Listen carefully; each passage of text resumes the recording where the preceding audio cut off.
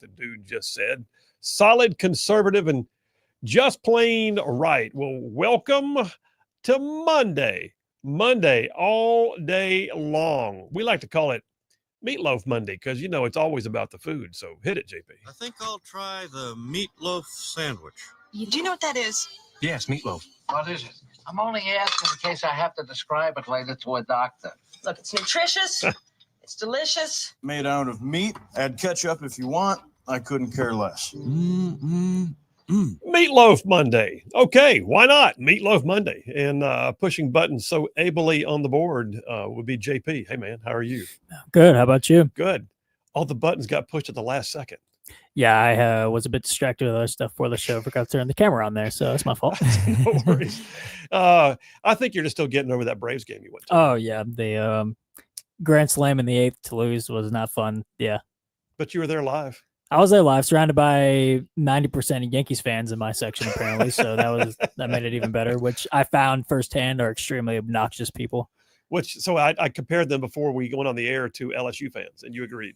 Yeah, so they're not quite as bad as Philly fans, but they're close second. Yankees fans are. Okay, good enough. All right, hey, glad you made it out of there. Yeah, even though they were playing at home. Yes. All right, hey, we got a great show laid on for you coming up today at beginning of the third hour. Alabama State Auditor Andrew Sorrell, long known as one of the most conservative members of the Alabama state government, will be on with us. Andrew Sorrell is our state auditor now. He's also running for Secretary of State. So I'm doing a section on election integrity, and I thought, okay, let me talk to the guy who's running for the office. We also had one of his competitors on most recently, Caroline Dobson, and she did fine. Let's hear what Andrew Sorrell has to say coming up at the beginning of hour number 3. So stand by for that. Then I got a triple dipper just filled up with stuff. So hit it, man. The Triple Dipper. 3 stories you've got to know. That's right. The Triple Dipper, 3 stories, 3 themes, if you will, that you got to know as we run today's show. First out the gate. Have you heard about it? Have you watched any of it? It's amazing. The Russia collusion illusion. Now, most of us already on this channel would say that we understand that it was an illusion from day one, but the left has ridden that thing like a tired horse. I mean, they have just flogged it. They have rode that thing into the ground. And now we're finding the receipts. Now the things that we knew are starting to show up in documentation. We'll talk about it. The Russia collusion illusion. That's number 1 on the Triple Dipper. Number 2, illegal illegals. Yeah, I think it's fair to point out that the left has a narrative that there's really not a crime wave of illegal aliens. Shut up. There's a crime being committed by an illegal. That's too many. That's one that's here that shouldn't be here that committed a crime here. We'll talk about it, but there's some amazing examples, even as recently as the last 24 hours. Illegal illegals, that's number 2 on the Triple Dipper. And then number 3, in conjunction with that conversation with Andrew Sorrell, state auditor running for Secretary of State, we're going to talk about True the Vote. True the Vote. Let's make sure that we have voter rolls that make sense, right? Let's make sure that, by the way, Alabama shines as an example of how to do it. And I got some examples of other states that are just not doing it. That's right. Number 3, Triple Dipper, True the Vote. Stand by for that one. All right, let me jump on into today's Rightside Way opening monologue. I'll just remind you guys that every single day, attorney Stan McDonald is indeed the sponsor of the daily Rightside Way monologue, a 30-year veteran in the practice of law, all-around good dude, very conservative. Stan McDonald, I'll tell you more about him here in a few minutes, but he's your daily sponsor of the Rightside Way. All right, so like many of you, I take inspiration from great storytelling. I do. I grew up loving to hear stories of old comic book heroes who fought the bad guys. Sometimes I get a glimpse into something that even a real person had done that would just amaze me, make me want to stand up a little straighter, do my part, Truthfully, real heroes are actually all around us. And the real stories of real people doing really hard things and overcoming them are some of the best stories of all, especially the ones that run to the fight even when they don't have to. So in that vein, I just learned about a real-life hero that I did not know about before. Everybody knows about Sam Walton, right? Sam Walton, the small-town Arkansas man who had a big idea to build a modern-day general store. So yeah, in 1962, Sam Walton started Walmart. By 1970, just 8 years later, sales were approaching the $1 billion mark already, and the company went public. Sam Walton, he stayed humble, but he was sure enough a multi-millionaire by the late 60s. None of his kids would have ever had to work a day in their lives if they didn't want to, but that was really not their way. And one of them, Sam Walton's middle son, John, he went on to become a sure enough hero, going to hard places to do hard things. So in 1968, John Walton was a student at Wooster College. He'd been a star football player in high school, the All-American kid, but in 1968, John told his dad he wanted to drop out of college, join the Army, and go to Vietnam. He said, quote, "There's a lot of people talking about the war in dorm rooms, but I don't think they understand it." He wanted to know more about the conflict, what was going on over there, more than he could get to know from a textbook or from the nightly news. So he did. John Walton, son of one of the richest men in America, enlisted in the U.S. Army and volunteered to become a Green Beret. He was humble about where he came from. He told his Army buddies his dad just owned a 5 and dime store back home in the South. But John Walton, already in the extreme position of being a Green Beret in a war zone, he then became a member of a legendary organization called the MACV-SOG. SOG, or Studies and Observations Group. SOG was a clandestine group of warriors that did everything you see in the movies: raids, ambushes, rescue missions, long-range reconnaissance, working deep in enemy territory in small teams. Well, in August of 1968, John Walton was a Special Forces medic on a 6-man recon team inserted into a crazy dangerous place called the Ashaw Valley. Walton's team landed in a hornet's nest, and they became completely surrounded by enemy soldiers. Of the 6 men on the mission, 1 was killed, 1 lost a leg, and another was severely wounded by small arms fire. John Walton, he ran from man to man, administering life-saving first aid, fighting and killing the enemy, rallying his team. When his team leader was wounded, John Walton took over. The attack on their position was so fierce that he eventually had to call in an airstrike on their own position just to break up the enemy attack. A South Vietnamese helicopter pilot by the name of Captain Phin Dinh came in under heavy fire and managed to extract the team. Captain Dinh actually defied orders to get his aircraft into that hot, hasty LZ. But Walton, he helped load his men to the chopper as rounds were striking the overloaded aircraft until they were able to lift off. Yeah, John Walton, son of the richest man in Arkansas, was awarded the Silver Star for his actions that day. He stayed on, too. He stayed on and finished out his tour with SOG, and he came home and he became a crop duster. And later, he formed his own aviation company. In 2003, he flew his own personal aircraft to go pick up Colonel Phin Dinh, the same man who had flown to rescue him in the Ashaw Valley and bring him home, or to a reunion, to honor his service. And then in 2005, John Walton died in a plane crash. At the time of his death, he was listed as the 4th richest man in all the United States. That's an amazing story if you get down to it. That's an amazing story about a guy who went to the fight and did the deeds, even though he did not have to. Humble men do amazing things for amazing stories, right? They do. I cannot think of a hero, if you think about it. I can't think of a single hero, whether real or fictional, where the admirable quality of the hero was based on taking the easy way out. There's not. Conflict avoidance rarely works out. That's not to say the world should go around with everybody, looking to pick a fight. Not at all. But avoiding trouble simply because it's uncomfortable or fearful is never going to be the right answer. One of my favorite movies of all time was on recently. It's a storyline that's kind of like what I just described. Normal men just doing abnormal things. You may have seen it, and if you haven't, then I highly recommend it. In fact, I'll go ahead and say, any guy out there who hasn't watched it, I'm going to question your manhood until you do. The movie's Open Range, starring Kevin Costner and Robert Duvall in a great supporting cast. I won't go too far into the movie plot, but suffice to say it's a movie filmed on an epic scale with huge vistas of the Great Western Plains. Costner and Duvall, they play 2 characters named Charlie Waite and Boss Spearman. 2 rough but honorable men that are herding their cattle across the plains until they meet up with a rancher who doesn't take to what he calls free grazers. Well, the gunfight at the end of Open Range has been rated as one of the most realistic and well-orchestrated gunfights in all of movie history.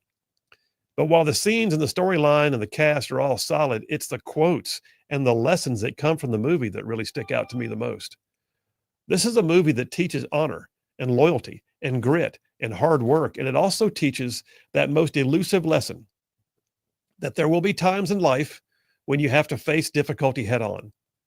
That pretending adversity does not exist does not make it go away. That allowing bullies to continue bullying does not make the bullying stop. And that truthfully, there's no respect in turning a blind eye when other people are being hurt. In one particular scene from the movie Open Range, the main characters were making their presence known in the saloon, and they were well received by some and not by others. And Kevin Costner's character, Charlie Waite, he just faced down an accuser in epic style, and several townspeople who lived under the thumb of the local land baron, they were pleased, but they were also scared. In the conversation with Charlie Waite, Costner's character went something like this. A man said, "Yeah, it's a shame what this town's come to." And Charlie Waite says, "Well, you could do something about it." And the man says, "What?" "I'm a freighter. Ralph over here is a shopkeeper." Charlie Waite's character says, "You're men, aren't you?" He says, "Yeah, but I didn't raise my boys just to watch them get killed." He says, "Well, you may not know this, sir, but there's more things that gnaw at a man worse than dying." The underlying story was that peaceable men who had no quarrel were put in the position of having to respond. They knew that to not face the opposition was worse than facing it. They chose the hard route because hard ain't easy, but where hard is usually where solutions are actually found. In society as a whole, we have sections of our culture that are infinitesimally small in number, but who glaringly make demands that all the rest of society ought to agree that right is wrong and wrong is right. And corporations and churches and elected leaders and just plain folks stand idly by, unable to bring themselves to ever even possibly say no. And so it just keeps going on. And listen, y'all, I'm going to tell you right now, hard can get ugly. It can. Doing right can leave a mark. Taking the high road might even make the trip go a little longer. But another one of those classic lines from Open Range had Costner and Duvall's character talking right before the big gunfight. Boss Merriman said, "It's a pretty good day for making things right."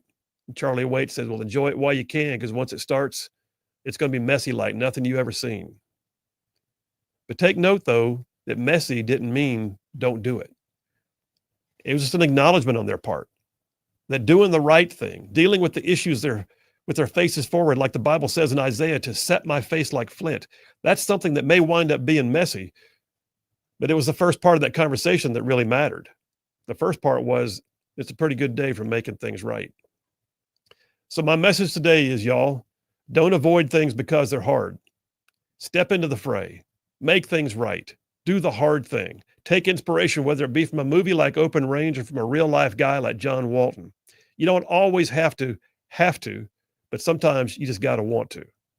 And that's a wrap for the Rightside Way. I've been philosophical a lot lately, but there you go. I'm just telling you, there are times when doing the right thing is the hard thing. And the worst thing is doing no thing. So yeah, take inspiration. And I love the idea that John Walton, son of the richest man in Arkansas, could have gotten out of Vietnam probably. And he went on to be a Mac VSAW Green Beret with a Silver Star. Phil Williams, Rightside Radio. Y'all stay tuned. We'll be right back. I'll tell you a crazy story. A crazy story. And when I get the story going, JP is going to put a picture up on the screen. But let me ask you this first. Have you ever done something and then just wished you could take it back? I mean, I'm not talking about the thing that you knew was wrong and you shouldn't have done it. I'm not talking about the insult or the cheat or the slip up or the one that you already knew was a bad idea, but you did it anyway. I'm talking about that thing that seemed really cool.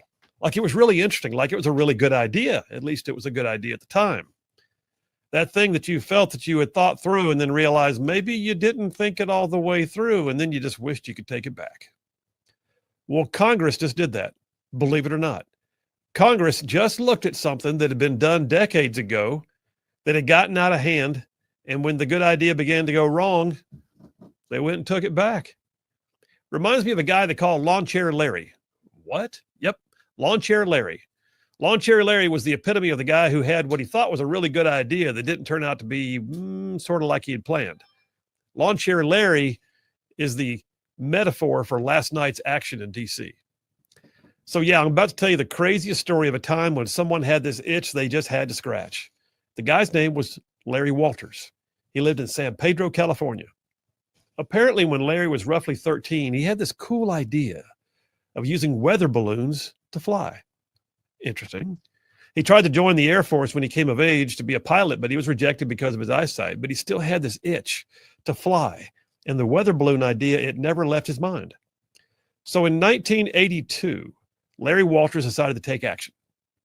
Larry and his girlfriend purchased 45 8-foot weather balloons. Those are big.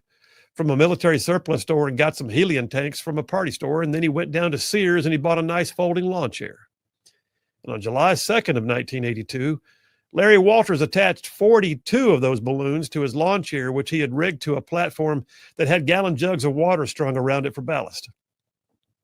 He filled all 42 of the balloons with helium, and he put on a parachute, and he strapped himself into the chair in the backyard of his mother's house in San Pedro. He also, by the way, took a pellet gun, a CB radio, some sandwiches, a 2-liter of Coca-Cola, pack of beer, and a camera. Sounds pretty legit so far, right? Well, things started going off kilter right away when the cord that tethered his lawn chair broke prematurely.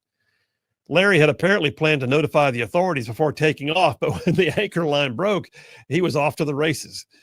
His plan had been to float, maybe 100 feet or so above his neighborhood. Not sure what the parachute was for then. But 42 8-foot weather balloons filled with helium, those things can do some flying. And y'all, Larry Walters' lawn chair rose rapidly to a height of 16,000 feet. What? Yes. As he flew along, he was spotted by several commercial airliners as he drifted into commercial airspace. He slowly drifted out over Long Beach, crossed into the primary approach corridor for Long Beach Airport, which caused the airport to then have to be shut down. And throughout the whole thing, though, Larry's on his CB radio talking to people on the ground, and he was pretty candid. At one point, the person on the ground said, sir, what information do you wish me to tell the airport at this time as to your location and your difficulty? He comes back with, the difficulty is this was an unauthorized balloon launch, and I know I'm in federal airspace, and I'm sure my ground crew has alerted the proper authorities, but just tell them I'm okay. FYI, the ground crew he was talking about was his girlfriend and his mom. After about 45 minutes in the sky, he decided it was a pretty good idea that he might want to get down. So he began executing his landing plan. Okay, which involved popping balloons. Yes, you heard me. Walters shot several balloons out with his pellet gun, taking care not to unbalance his load, and then he accidentally dropped his pellet gun overboard.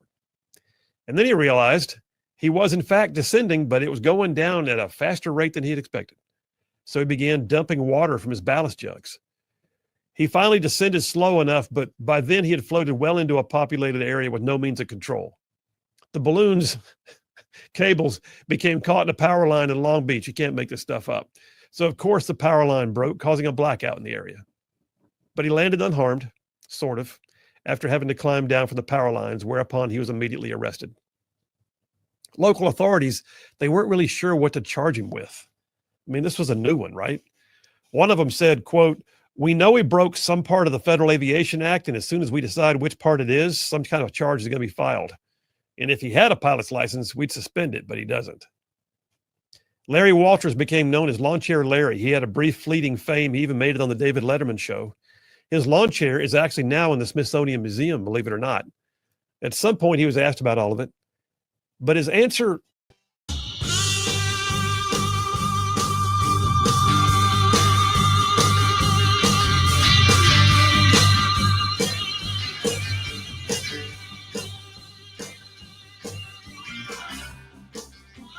And we are back. Phil Williams, Rightside Radio, solid, conservative, and just plain right. Just saving the world one soundbite at a time. I'm saying.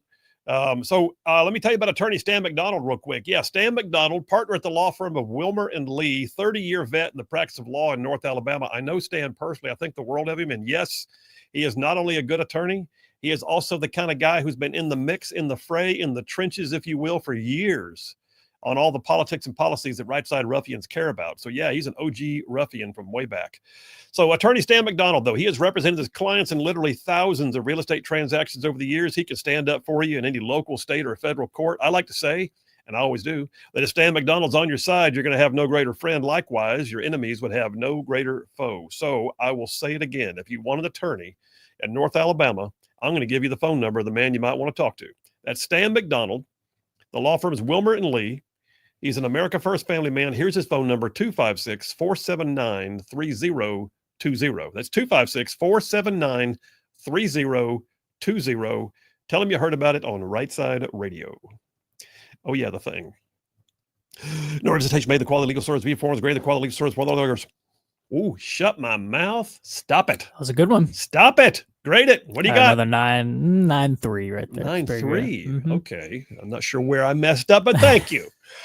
All right.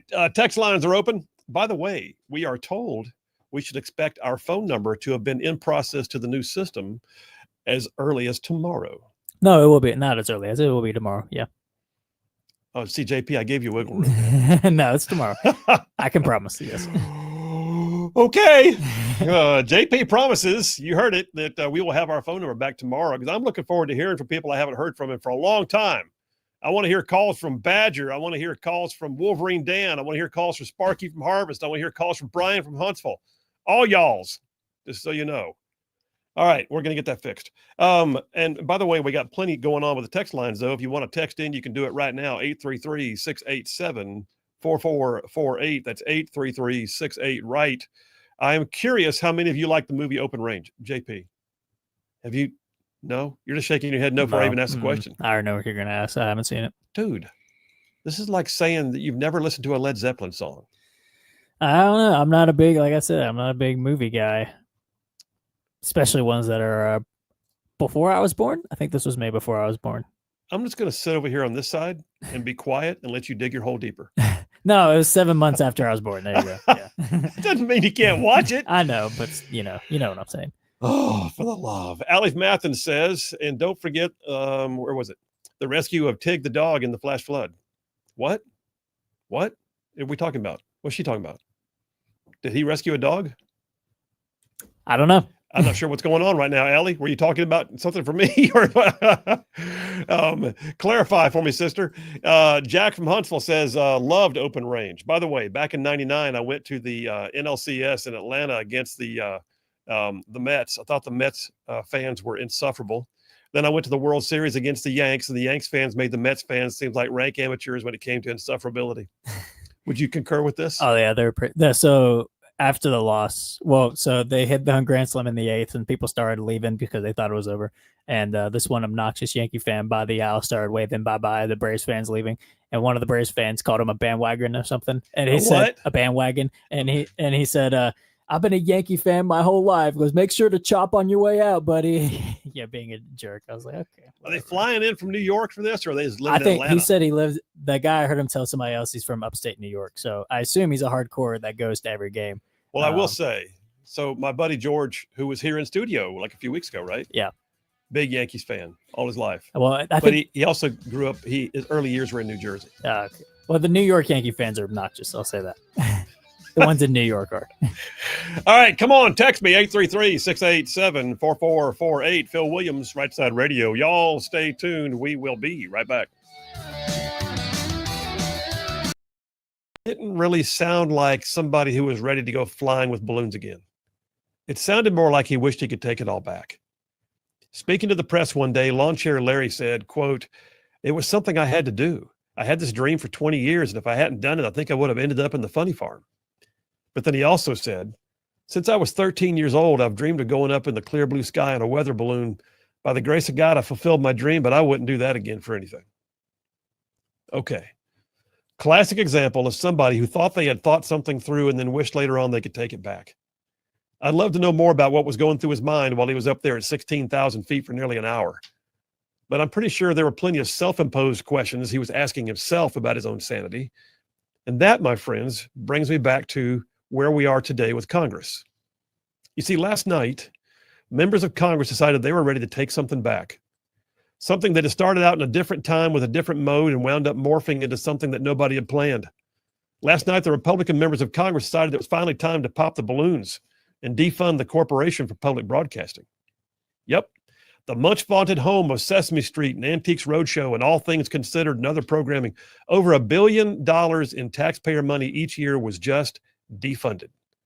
Congress finally looked at the Frankenstein monster they created decades before and decided that what seemed like a good idea back then at the time had truly morphed. It had truly outlived its purpose. It was time to take it all back. The Corporation for Public Broadcasting was actually created in November of 1967 when President Lyndon B. Johnson signed the Public Broadcasting Act. Its original aim or original arm, I'm sorry, was the Public Broadcasting Service, PBS. They brought TV shows to public television, right? On February of 1970, though, they also formed the National Public Radio, NPR. So now NPR, PBS, both fall under the Corporation for Public Broadcasting. It's a network of public radio stations and TV channels that began operating all over America. Keep in mind, though, this was back at a time when color TV was still new, right? Cable TV was unheard of. There were really only 3 major networks that aired for roughly 12 hours a day and signed off at night.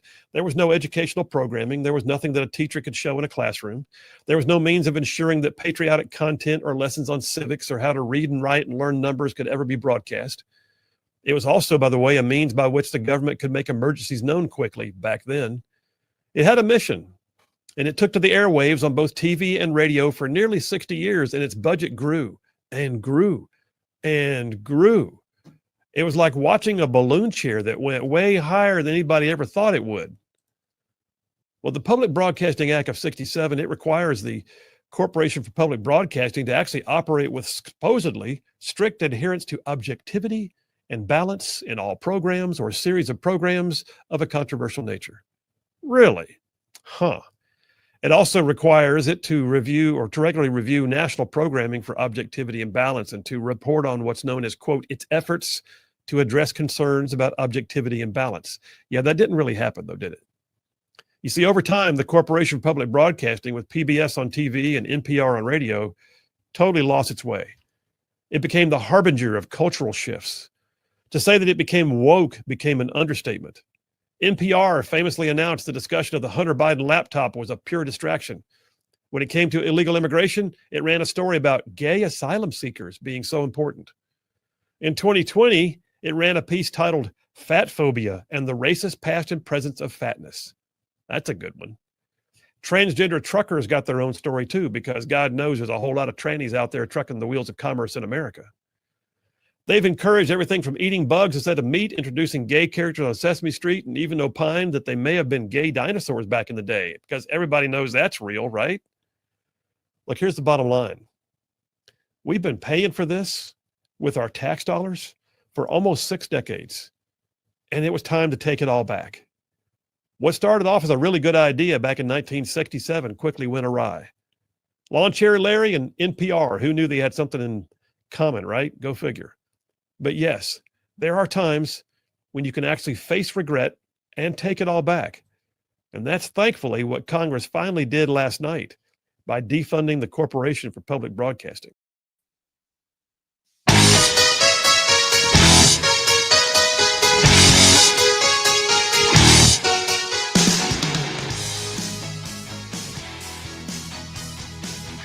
And we are back. Phil Williams, Rightside Radio, solid conservative and just plain right. Just covering down on some major ground across the Southeast U.S. of A. Y'all, I'm talking about this show. This one, I mean to say, goes from from Huntsville back on over to Chattanooga, from Tuscaloosa back on over to Gadsden. I'm talking about all the way down to that loveliest little village on the plains we call Auburn, straight across the line from there to what we call, once again, Fort Benning. Benning!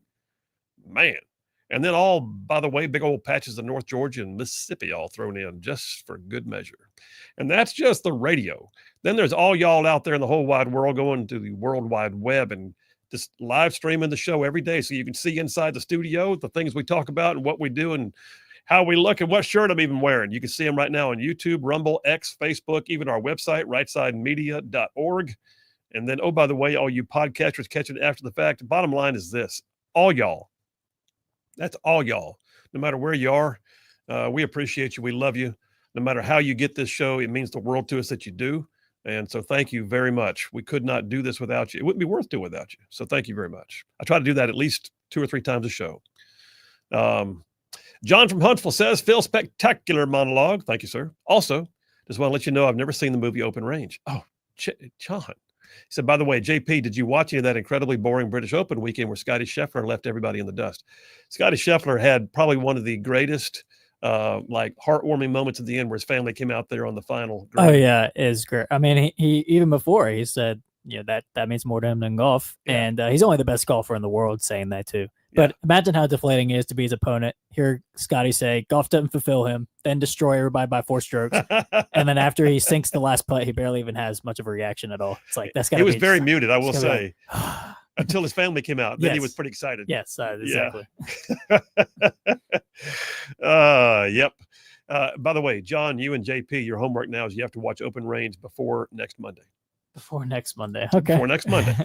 Do you like a good cowboy movie once in a while? Yeah, I do. Yeah. This is perhaps one of the best cowboy movies ever made. Better than Tombstone? I'm going to put it in the top 5 off the cuff here. Mm-hmm. I'm going to say Open Range is in the top 5, and I'm not rank ordering. I'm just saying the top 5 probably includes True Grit, the original True Grit, Open Range, Tombstone, the newest version of the Magnificent Seven, and give me a minute, I'll think of another one. Sure, you're right. It's got to be a John Wayne in there. I would say probably The Sons of Katie Elder, but yeah, that's a John Wayne. Nice. But yeah, you just gotta watch it, dude. All right. I'll have to do that. Don't say that now. David from Huntsville says, listening to Hunter Biden go on about how great his dad is saying he spent 52 years of his life in service and passed more legislation than anybody else, as if passing lots of legislation is a good thing. Yeah, not quite. Jeff from Athens says Open Range is great. See? Told you. I'll take y'all's word for If it. Jeff from Athens says it. Jeff from Indiana says something that I'll read later, but thank you very much. Allie from Athens says, Phil, if you go to what? If you go to doesthedogdie.com, ask if a dog got rescued in a flash flood in the movie Open Range, it will answer in the affirmative. Oh, that's the dog. Yeah. It was yes. Thank you, Allie. Ken from Harvest actually bashed you for that. He said, how disappointing that you don't remember Charlie saving the dog in Open I do. Range. I remember it. I remember especially well. That was a great one. That's what got him the cup of coffee in the diner. At which point they had the showdown with the sheriff, and I thought it was one of the most epic speeches. We may have to play it. We have to play it. We may have to play it. I'm gonna have to ask you to search something out during the next break. We're gonna play a clip from Open Range. All right. Just saying. John from Harvest says, Phil, cool story in your monologue, and yes, I like Open Range as well. Thank you, John. So do you think anything like actual indictments or convictions will result from what Tulsi Gabbard is releasing? I don't know yet. We're going to go over that here in a few minutes as part of Dipper 1. So I'll be honest with you, I'm not sure I'm holding my breath on indictments. I'll say that up front, but I will say this: it's indictable. I think if it plays out like they're saying it is. Danny from Pinhook, Alabama says, what was Boss Spearman's real name? Robert Duvall. He told Costner that, in the movie, you mean? Yes, I'm sorry. Yeah, his real name was Bluebonnet. Made him swear to secrecy. He said, I'm not going to my grave without knowing your given name. It's not Boss. It's Bluebonnet. It's what? It's Bluebonnet. Don't you tell nobody. Bluebonnet? Okay. If only I knew what you were talking about. It's such a great movie. Dave from in fact, one of the best lines is, you the one you killed my friend? I am, and I enjoyed it. And then what followed was epic. But probably the best line of all was when he walked up to the front door and he told the lady, he says, there's going to be men die here today, Sue, and I'm going to be the one killing them. I need you to understand that. I can quote this movie all day long. Ken from Harvest said, I got it, Ken. I'm sorry. I didn't realize. I thought she was talking about something else. He said, did you even watch them? Of course I watched the movie. I just quoted like 5 lines out of it. Then he says, on a different note, I'm excited about the truth coming out about the Russia collusion, but will the statute of limitations have a big impact? I don't think the statute of limitations on conspiracy to overthrow the government, subversion, or treason has run yet. I will also say that some of this stuff could be fraud. And in most cases, fraud is a statute of limitations that runs from the date of discovery, not from the date that it was committed.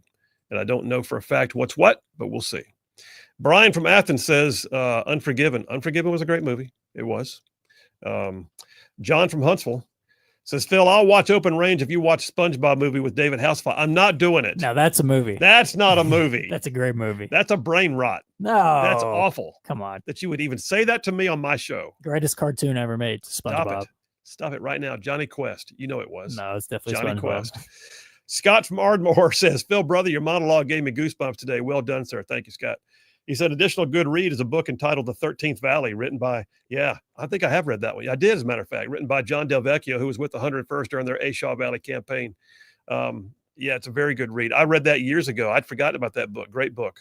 And then he says, Open Range is a classic. See? And by the way, when I said that during my monologue about the gunfight at the end of Open Range has been ranked as one of the top gunfights in any movie, it's true. I guess so. I mean, you're saying it. The listeners are saying it. You feel like I own stock in Open Range right now. Jack from Huntsville says, oh my gosh, what kind of... Okay, he lists me the movies. He's listing to me movies, good movies since I was born, yeah. All the movies you have to see now. There's a few more. There's some good ones in there. Chappie from Madison says, Open Range is a classic, but you got to put the Sackett's. Sackett's was good, but I like the Sackett's book better. I read the entire Sackett series by Louis L'Amour. I was a big Louis L'Amour fan. Why are you looking at me like that? I don't know. I don't know that either. Your family loves Louis L'Amour. I'm sure they do. Granny Ram had the book on the shelf, which is now on my shelf because I poached it from her house.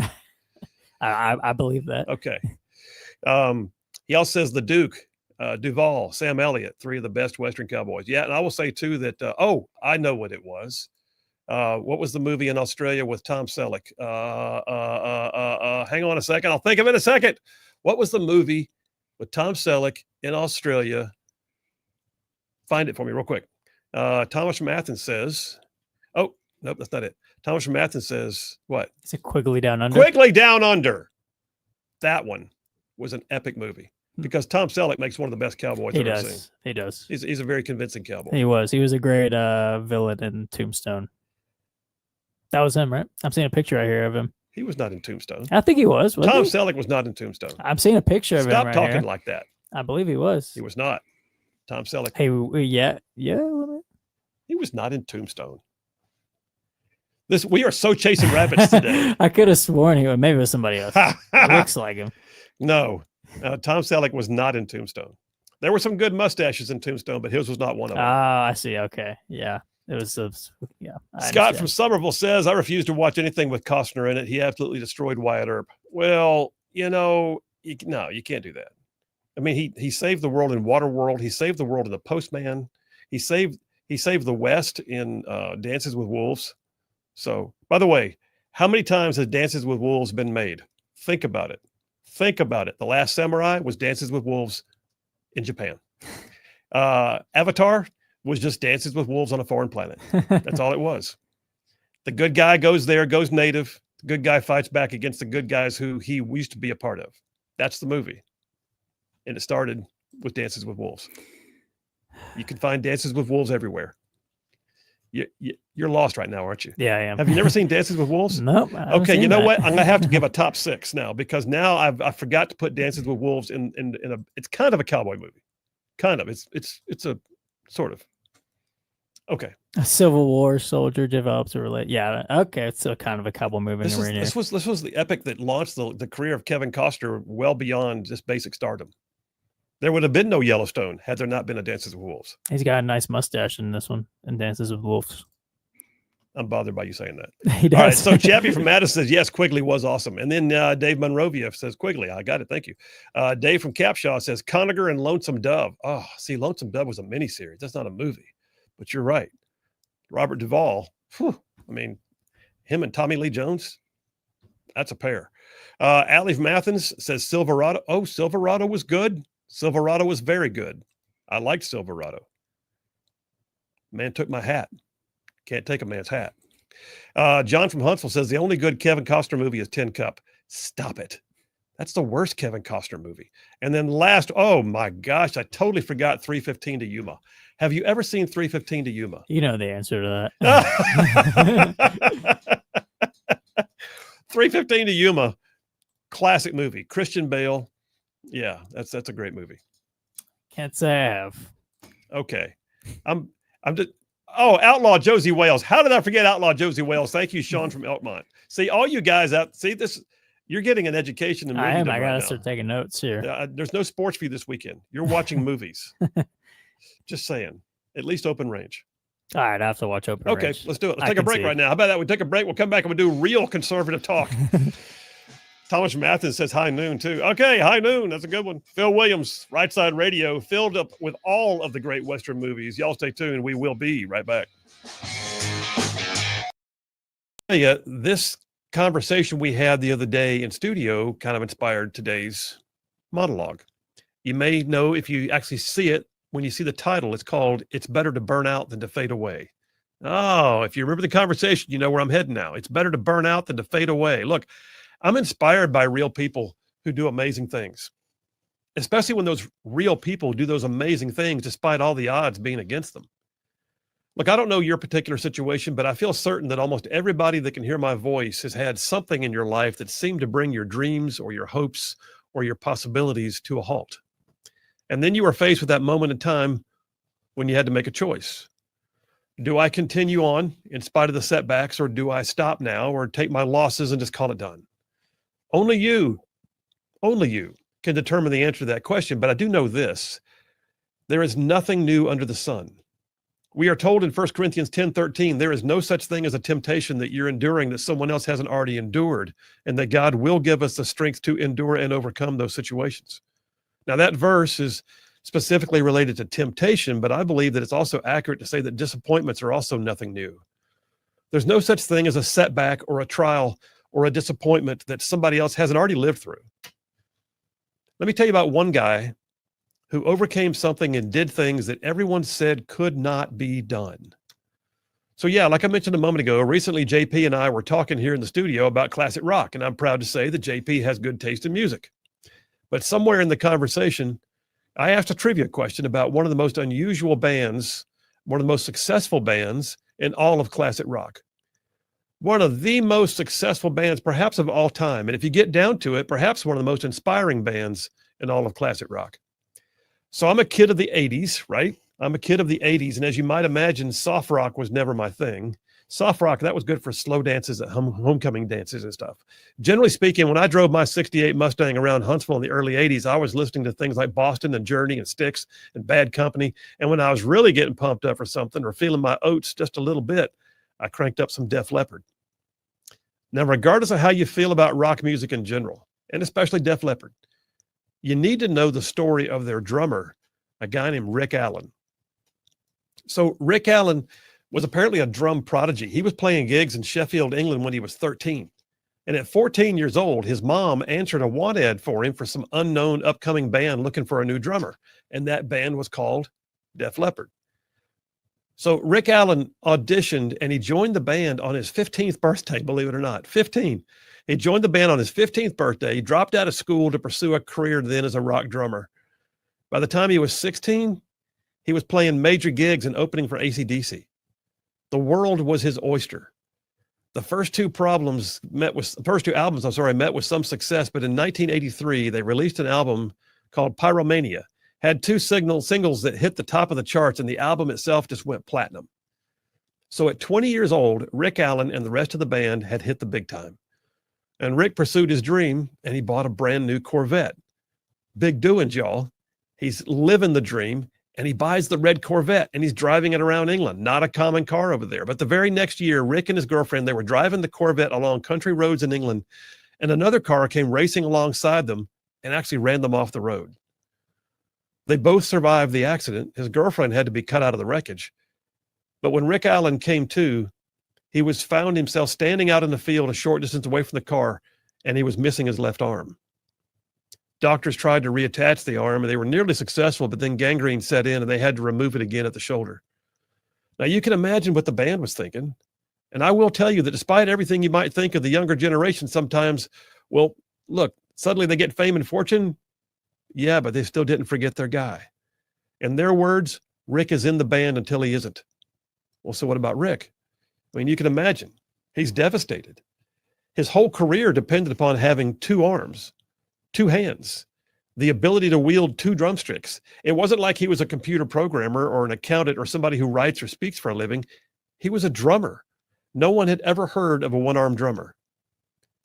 Well, his general recovery went well. He had to relearn everything, all of his life skills, everything from tying his shoes to brushing his teeth. All of it had to be relearned.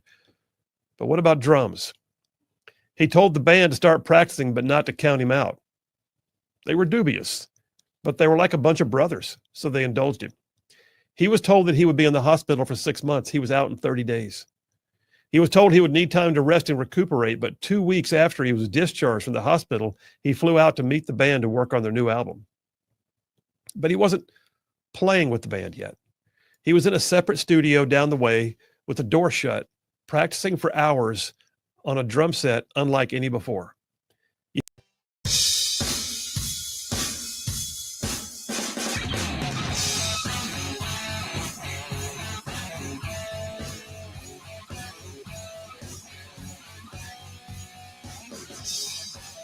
And we are back. Phil Williams, Rightside Radio. Solid conservative, just plain right.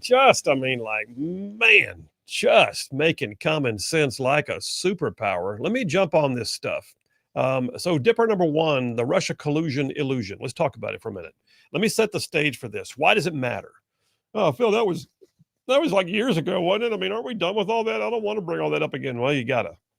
That's like saying we don't ever want to talk about the 2020 election again. Why would we not? I mean, we are still talking about it. Why? Because we don't want to repeat the process. We're also still talking about it because it was wrong. I mean, the things that were done during the 2020 and liberals will say, that's been debunked. Has it really? Has it? Can you tell me that everything was normal? Can you tell me everything was above board? Well, it was COVID. Shut up. It was just, that's a sorry excuse. COVID became the excuse for everything. I cheated on my wife. It was COVID. I mean, I robbed a bank. It was COVID. I mean, come on. At some point you look at it and go, stop. You don't get to use a virus as your excuse for the breakdown of all things good and normal. But they did. And they tried to abuse the opportunity to literally say that everything in the world could be done different during the 2020 election because of COVID. And, you know, what there really was because of Trump. They were scared. How dare he come down that golden escalator and actually like win the election in 2016? Yep. And they couldn't let that happen again. But then he did. He was winning. And so they had to do what they could to dismantle it. Well, one of the things they had done as a prelude to that was in the wake of the 2016 election. In the wake of the 2016 election, which, by the way, I want to think back. I want to paint you a picture of the people that were trying to be in charge. I mean, you just saw 4 years of Biden, right? But keep in mind what we would have had before him. It was Hillary.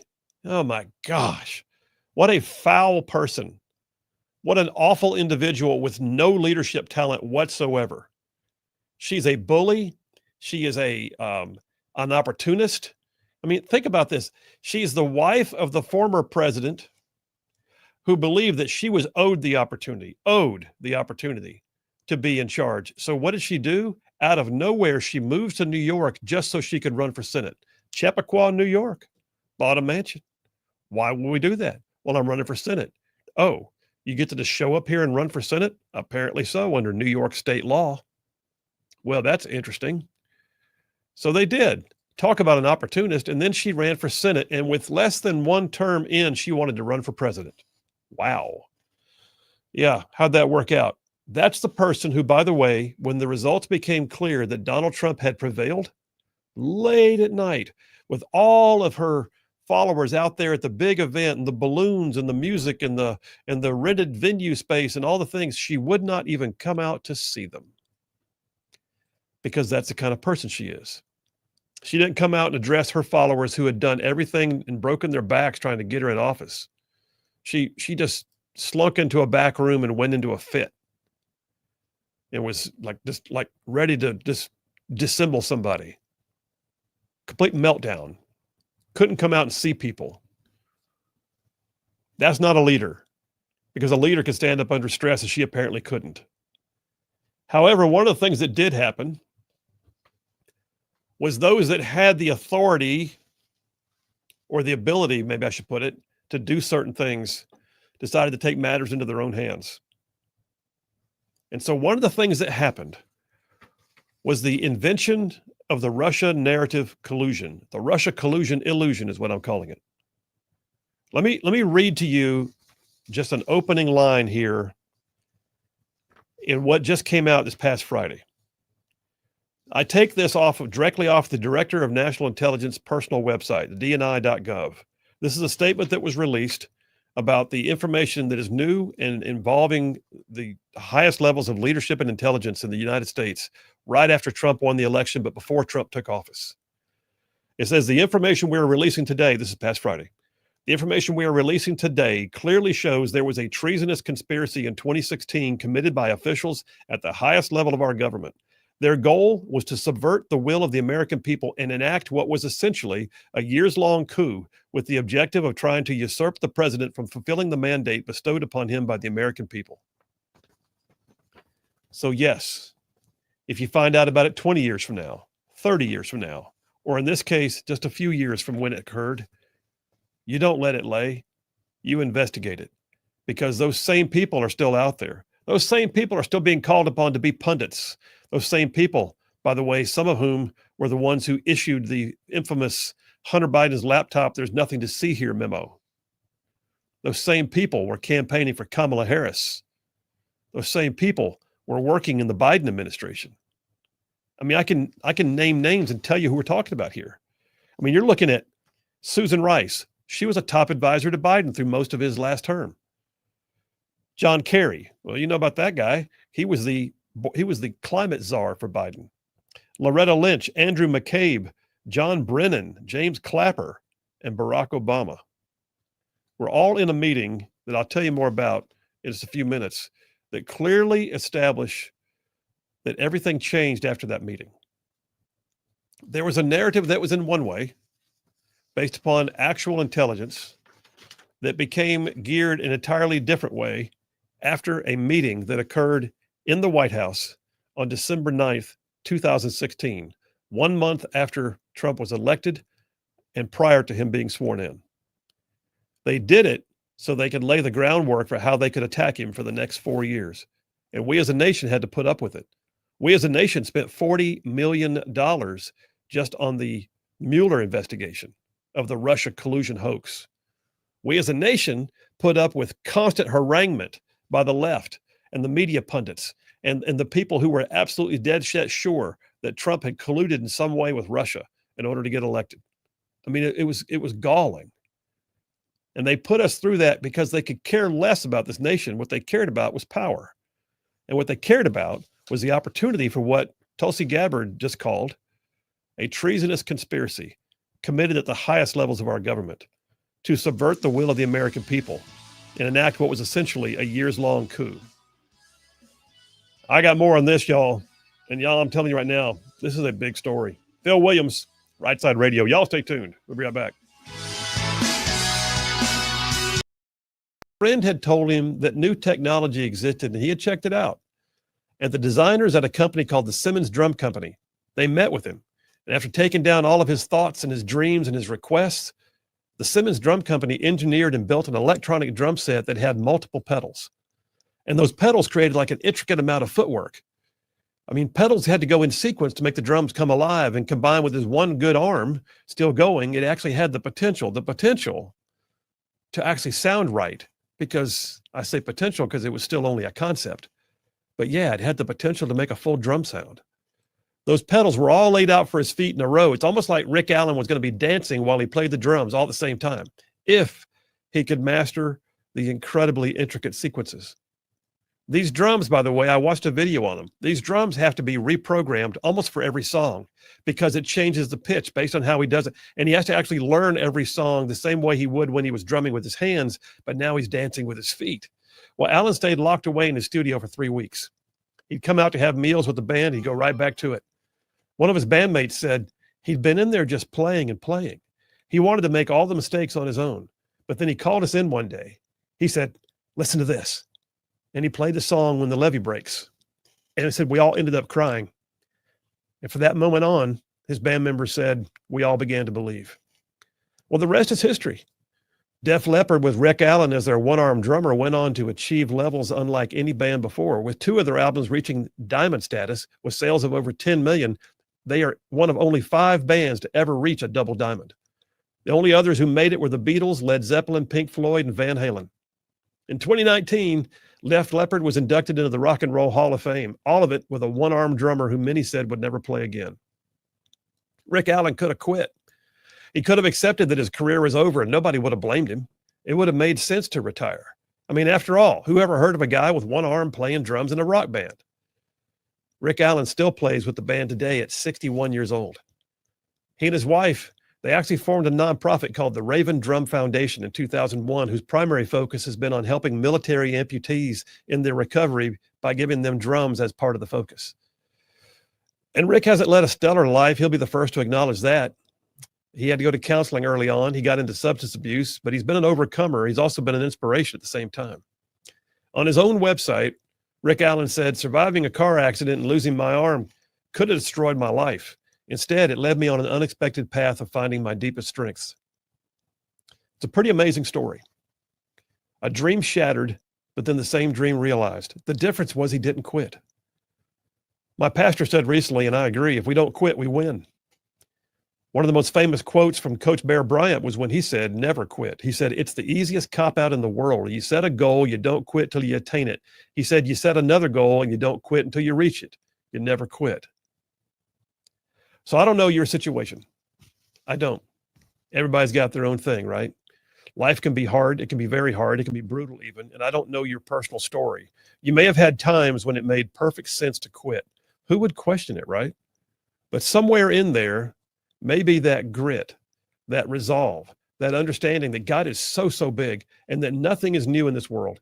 Someone somewhere has already gone through what you're going through or worse. And maybe you just needed to hear about a one-armed drummer just to get you up and moving today. So get her done, folks.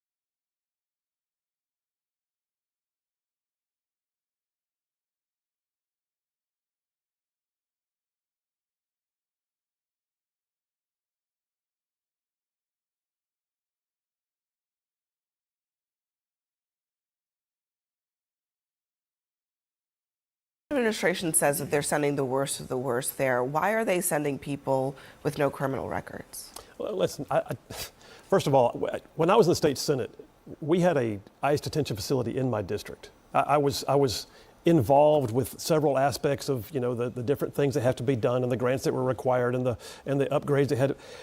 Every federal detention facility, every one of them, goes through these same exact stringent requirements. These people are getting 3 hots in a cot. They're not being abused or not being tortured. They're getting better conditions than I had when my team lived in Afghanistan. And so the reality is the idea that they are somehow being abused as people, having their humanity stripped from them, is a misnomer. I reject that. I haven't been to that one yet, but I've been to them before. I do not have to walk in the door to know what the requirements are for the federal. An abomination. According to the reality, I talked to some of the members of Congress who went down there. Let me just read. Absolutely necessary. Look, let me say one thing. First, the Trump administration says what you're saying. But if you also listen to those rallies, he repeated ad nauseum that these were the worst of the worst, the criminals, that they had cleared out their insane asylums, which he seems to think was the same thing as asylum. Let me just read one more thing, and Phil, I promise I'll let you in, and then I'll let you haven't spoken at all. So an immigration attorney, Kate Blankenship, said she was turned away after traveling to the remote facility, waiting for hours to speak with clients, including a 15-year-old Mexican boy with no criminal charges. Her client, Arroyo's client, another attorney, is a 36-year-old Mexican man who came to the U.S. as a child, has been at the detention center since July 5th after being picked up for driving with a suspended license. Another attorney, Ige, has been seeking the release of a client in his 50s with no criminal record and a stay of removal, meaning the government cannot legally deport him while he appeals. So many people, it seems, are there. Some of them are in a process. Mm-hmm. Some of them were out here as children and are being sort of pushed into saying, sign away my rights, send me back somewhere. So several things. One is the self-deportation is actually, I mean, solid, conservative, and just plain right. Well, welcome to hour number 2 already on a Meatloaf Monday. Hour number 2. Where'd hour 1 go? Apparently it went down the road of talking about open range for quite a while. Yeah, cowboy movies and Russia collusion all in 1 hour. Cowboy movies, Russia collusion, and Green Berets all in 1 hour. That's a heck of an hour, man, only on Rightside Radio. By the way, I will say this. Thank you to all of you who were supportive of the fact that I got called upon and flown to New York City to be on CNN's Newsnight with Abby Phillip. That was just last week? That was last week, wasn't it? A week from tomorrow. It was, tomorrow will be a week. Yes, that's what I meant to say. Anyway, I was there last week. 6 days ago. Yeah, yes. Okay, thank you. But yeah, great time. Had an amazing time doing that. And apparently I didn't screw up too bad because they just got me scheduled for 4 more events up there. So I'm heading up to New York City off and on for the next month. That can't be good for your health. I'm sorry to go to CNN that much. It's, you know what? Man's got to do what a man's got to do. I guess so. Jumping into a hot LZ, man. That's all I'm doing. Okay, let me get a few text messages and jump back on the. So Dave from Madison says, now that the truth is coming out about the campaign against Donald Trump, I hope we don't forget Lieutenant Colonel Vindman's role in this whole process. No doubt. Not only is it against UCMJ to go against the commander-in-chief, but he should face criminal charges for his part in the whole scheme. Yeah, that was ridiculous. I mean, that one man right there was solely responsible for the fact that we had to sit through a Pelosi impeachment circus. It was crazy. I heard the phone call. It was very scary. I just think I ought to tell somebody. Cheese. That's just pure cheese. All right. So let me jump on the topic we're at hand, though. The Russia collusion illusion. Before the break at the top of the hour, I gave you the background on this. Let me explain the flow. So I want you guys to listen, when you're having those water cooler conversations, when you're talking to your friends at Sunday school, when somebody at work says, what's all this about Russia again? You're going to be the expert. All right, here you go. Here's the deal. Trump was elected, freaked everybody out on the left side. Hillary Clinton's having a complete bipolar meltdown. Nobody knows what to do. Oh my gosh, Trump came down the escalator and actually won. That was in November 2016. And on December 7th, here's the schedule. Because what we know now, let me back up. Director of National Intelligence is Tulsi Gabbard. Director of National Intelligence has access to documents and things which had been, for lack of a better term, suppressed and or modified and discarded. Why? Because there's a thing called the political manipulation of intelligence, taking something that is out there and manipulating it and pretending that your politics made it true. Either that or you're doing it just purely for fraud. Well, what we have now is what's known as a manufactured batch of intelligence. November 2016, Trump wins the election. In November of 2016, also, here's a quote, the intelligence community consistently had assessed that Russia is, quote, probably not trying to influence the election by using cyber means. Probably not trying. You get that? There's documented evidence at the DNI's disposal, now that she can root through the files, now that she can open all the drawers, now that she can reach in the file cabinet, now that she can turn on the computers. She says, we have documents now that show that leading up to the election, the intelligence assessments were that Russia was not influencing the election. December 7th of 2016, Trump's just been elected. He has not yet been sworn in yet. Obama is still in office. December 7th of 2016, talking points were prepared for James Clapper, who was the DNI at the time. His talking points said, and they're still in the files because she found them, quote, foreign adversaries did not used cyber attacks on election infrastructure to alter the U.S. presidential outcome. All right, that's point number 2. Russia was not involved. Russia was not involved. Russia was not involved. That was December 7th of 2016. But on December 9th of 2016, what we know now is that President Obama gathered up his top National Security Council. That was James Clapper, the DNI. That was John Brennan, the director of CIA. That was Susan Rice, National Security Advisor. That was John Kerry, Loretta Lynch, and Andrew McCabe, all for the purpose of discussing Russia at the White House. Why would you do that? I thought all your assessments said no Russia. Ain't no Russia. Ain't no Russia nowhere. We got no Russia. Oh, all God's children got no Russia. Until December 9th of 2016, they had a meeting in the White House. After that meeting, DNI James Clapper went back to his office and tasked his staff, we know now, with creating a new intelligence assessment, quote, this is the quote, per the president's request, that details, quote, tools that Moscow used and actions it took to influence the 2016 election. It went on to say, the director of national intelligence will lead the effort with participation from CIA, FBI, NSA, and DHS. What does that tell you? That all the members of that meeting sat there and they walked out with their marching orders. And the assessments that had said no Russia to that point suddenly began to say Russia after that meeting. Why would they do this? Well, they would do this because it gave them an opportunity to attack for the next 4 years. They needed a front on which to go after. They knew what they were about to see was an overthrow of the policies. They were also scared to death of the idea that some of them might wind up in jail.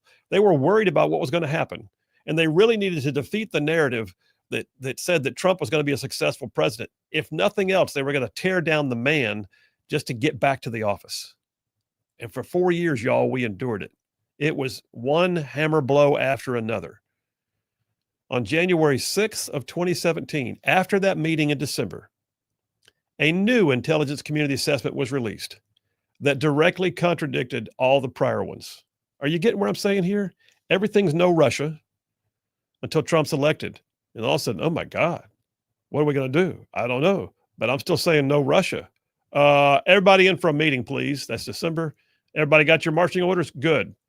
New orders come out. Hey, per the president, we're putting together a new assessment. We need to find Russia. In January, it came out. Trump was not in office yet. So in January, a new intelligence assessment says Russia. The facts now reveal, says Tulsi Gabbard, this new assessment was based on information that was known by those involved to have been manufactured using things like the Steele dossier that had been otherwise deemed not credible. It was politicized intelligence. It was designed to delegitimize President Trump's victory. It was designed to give us things like a 4-year-long or 3-year-long Mueller investigation. It was designed to help with the mood towards 2 congressional impeachments. Tulsi Gabbard has been making the rounds. So this came out Friday. This is brand spanking new. This all came out just in the last few days.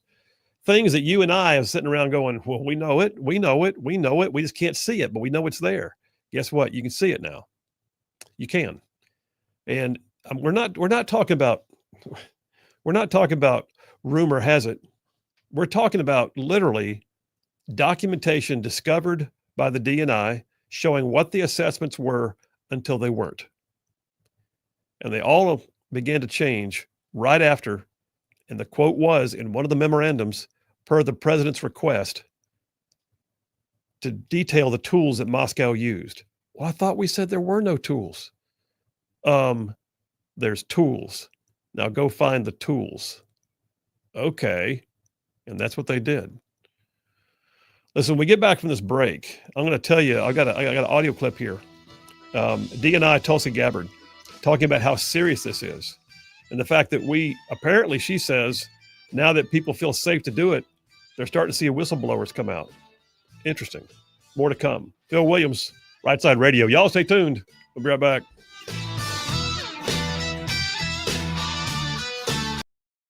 Process. And even once you get there, once you get to a SEAL team, once you get to in an instructor role, once you get to, development group for the guys that go special mission unit, it's still a selection process for those individuals. Even once they make it there, you have to continually perform.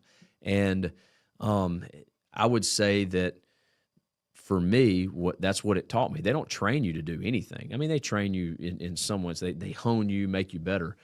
But the end goal, especially for buds, is to find, is this the individual that we want to become a SEAL? Yeah. For sniper school, is this the individual that we want to become a sniper? I'm already a sniper, right? They just find me. I'm already a SEAL. They just find me. I'm already a Tier 1, a Special Mission Unit SEAL, Development Group SEAL. They just find me. Does that make sense? And that's all of their processes that they're doing in every aspect. Then you get out of the SEAL teams. I'm already an operator, but the CIA finds me for the specific thing they want, or the DIA finds me for the specific thing that they want. They don't really teach you to become anything. Who was it? Was it maybe Michelangelo who said that the art that he is sculpting is already in the stone? And Yeah. I'm He super just paraphrasing. reveals it. He just reveals it. That's exactly His job is to bring it out. I would say that's the biggest thing that I've learned is that individual, wherever you're at, wherever you're at within your community or whatever, that individual is already there. For me in the SEAL teams, I was already a SEAL. They just found me. And there's not many guys. That's why we have such a high attrition rate, right? And then you go to the next step, like sniper school. That's why we have such a high attrition rate at sniper school. These guys are SEALs, but they're not a sniper. That's why you have such a high attrition rate in development group for the guys that go over SEAL Team 6. These guys are already SEALs. They're top-level operators. But we need something different for this. Does that make sense? And so that's kind of the flow. And that's probably what it taught me, is that everything is finding out, are you the person that can be this? Not training you to be the person to be that, which I find interesting because, again, it is it's a scriptural principle. Yeah. And oftentimes I think we find problems in this world. We either desire to be things that we weren't made to be. We shouldn't do that, right? It's the guy with the 1 talent, the 5 talents, and the 10 talents. Well, boys outside his gifts. Yeah, that's right. And if you're outside your gifts, you don't desire to be something that you weren't made to be. Yeah. And be the best thing that you can be. It doesn't matter if it's a dang garbage truck driver. My granddaddy, he's a farmer. He loves farming. He loves digging in the dirt. And I was at his house this morning, and that's what he was going over, showing me his plants that he built a little greenhouse for. It's a piece of plastic draped over some cross ties or some sawhorses with cross ties on top of it. Because plants were $4.99 now, and he wasn't about to do that. He can put one seed in a little bowl and have 80 plants for less than $12, right? So he's in his 80s, but that's the way God made him. Are you being what God made you to be, or are you trying to be something else? And that's what the SEAL teams finds out. It finds out the posers. It finds out the frauds. It does. All right, so multiple deployments. Yeah. Some, I assume, non-combat, some combat. Yeah, so I mean, all of our deployments would have been considered a combat deployment, but not every deployment, like what I mentioned to you, the checking into Team 3, not every deployment meant, even though it was a combat deployment for the team, meant that I was necessarily involved directly in combat. Right. So how many and where? So as far as the Navy is concerned, 3 sea service deployments, but my last deployment, because it was a year long, and even the one to Afghanistan was a year long, but I rotated in later than some of the other guys. We rotated in and out of 9 countries, and I'll name them all here in a second. We'll see if I get my number right. But you got the Iraqi, Iraq, but what's it called? OIF, Iraqi Freedom. Yeah, Operation Iraqi Freedom, OEF, Operation Enduring Freedom. Right. They call it all something different now, right? Everything's changed. Went to Jordan twice, went to Bahrain twice, went to Korea twice, went to Yemen once,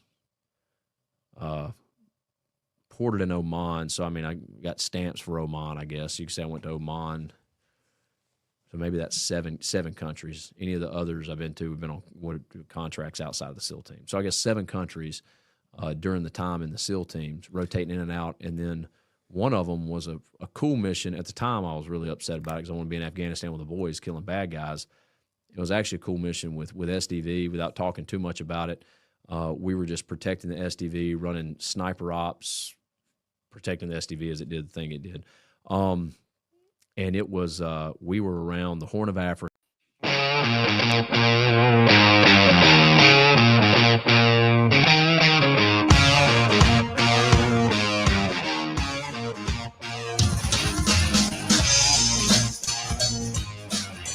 And we are back. Phil Williams, Rightside Radio, solid conservative and just plain right.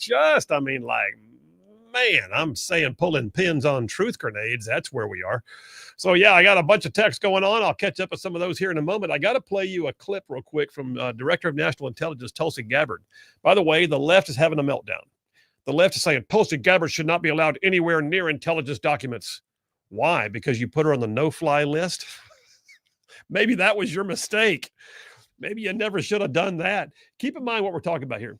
They're really worried because Tulsi Gabbard, the one who was put on the no-fly list, the one who had to leave her own party because they wouldn't give her the time of day, the one who was facing all kinds of just grief because she dared to call out Hillary Clinton. I'm just saying. And by the way, JP, a bit of trivia for you. Pray tell, do you know what connection Tulsi Gabbard has with Northeast Alabama? Didn't she train here? She did. I'm not sure which base specifically, but I think Did I heard tell you that? Either you or I heard it somewhere. I don't know which base specifically. She did. She got her commission as an Army officer at the National Guard Training Center at Fort McClellan, where she went through OCS. How about that? Just a little trivia.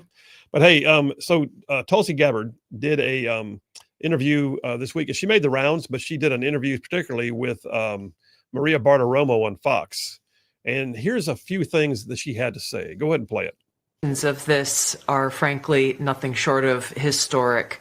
Over 100 documents that we released on Friday really detail and provide evidence of how this treasonous conspiracy was directed by President Obama just weeks before he was due to leave office, after President Trump had already gotten elected. This is not a Democrat or Republican issue. This is an issue that is so serious it should concern every single American because it has to do with the integrity of our democratic republic. What we saw occur here, as the documents we released detailed, was that we had a sitting president of the United States and his cabinet and leadership team, quite frankly, who were not happy with the fact that President Trump had won the election, that the American people had chosen Donald J. Trump to be the next president commander-in-chief of the United States.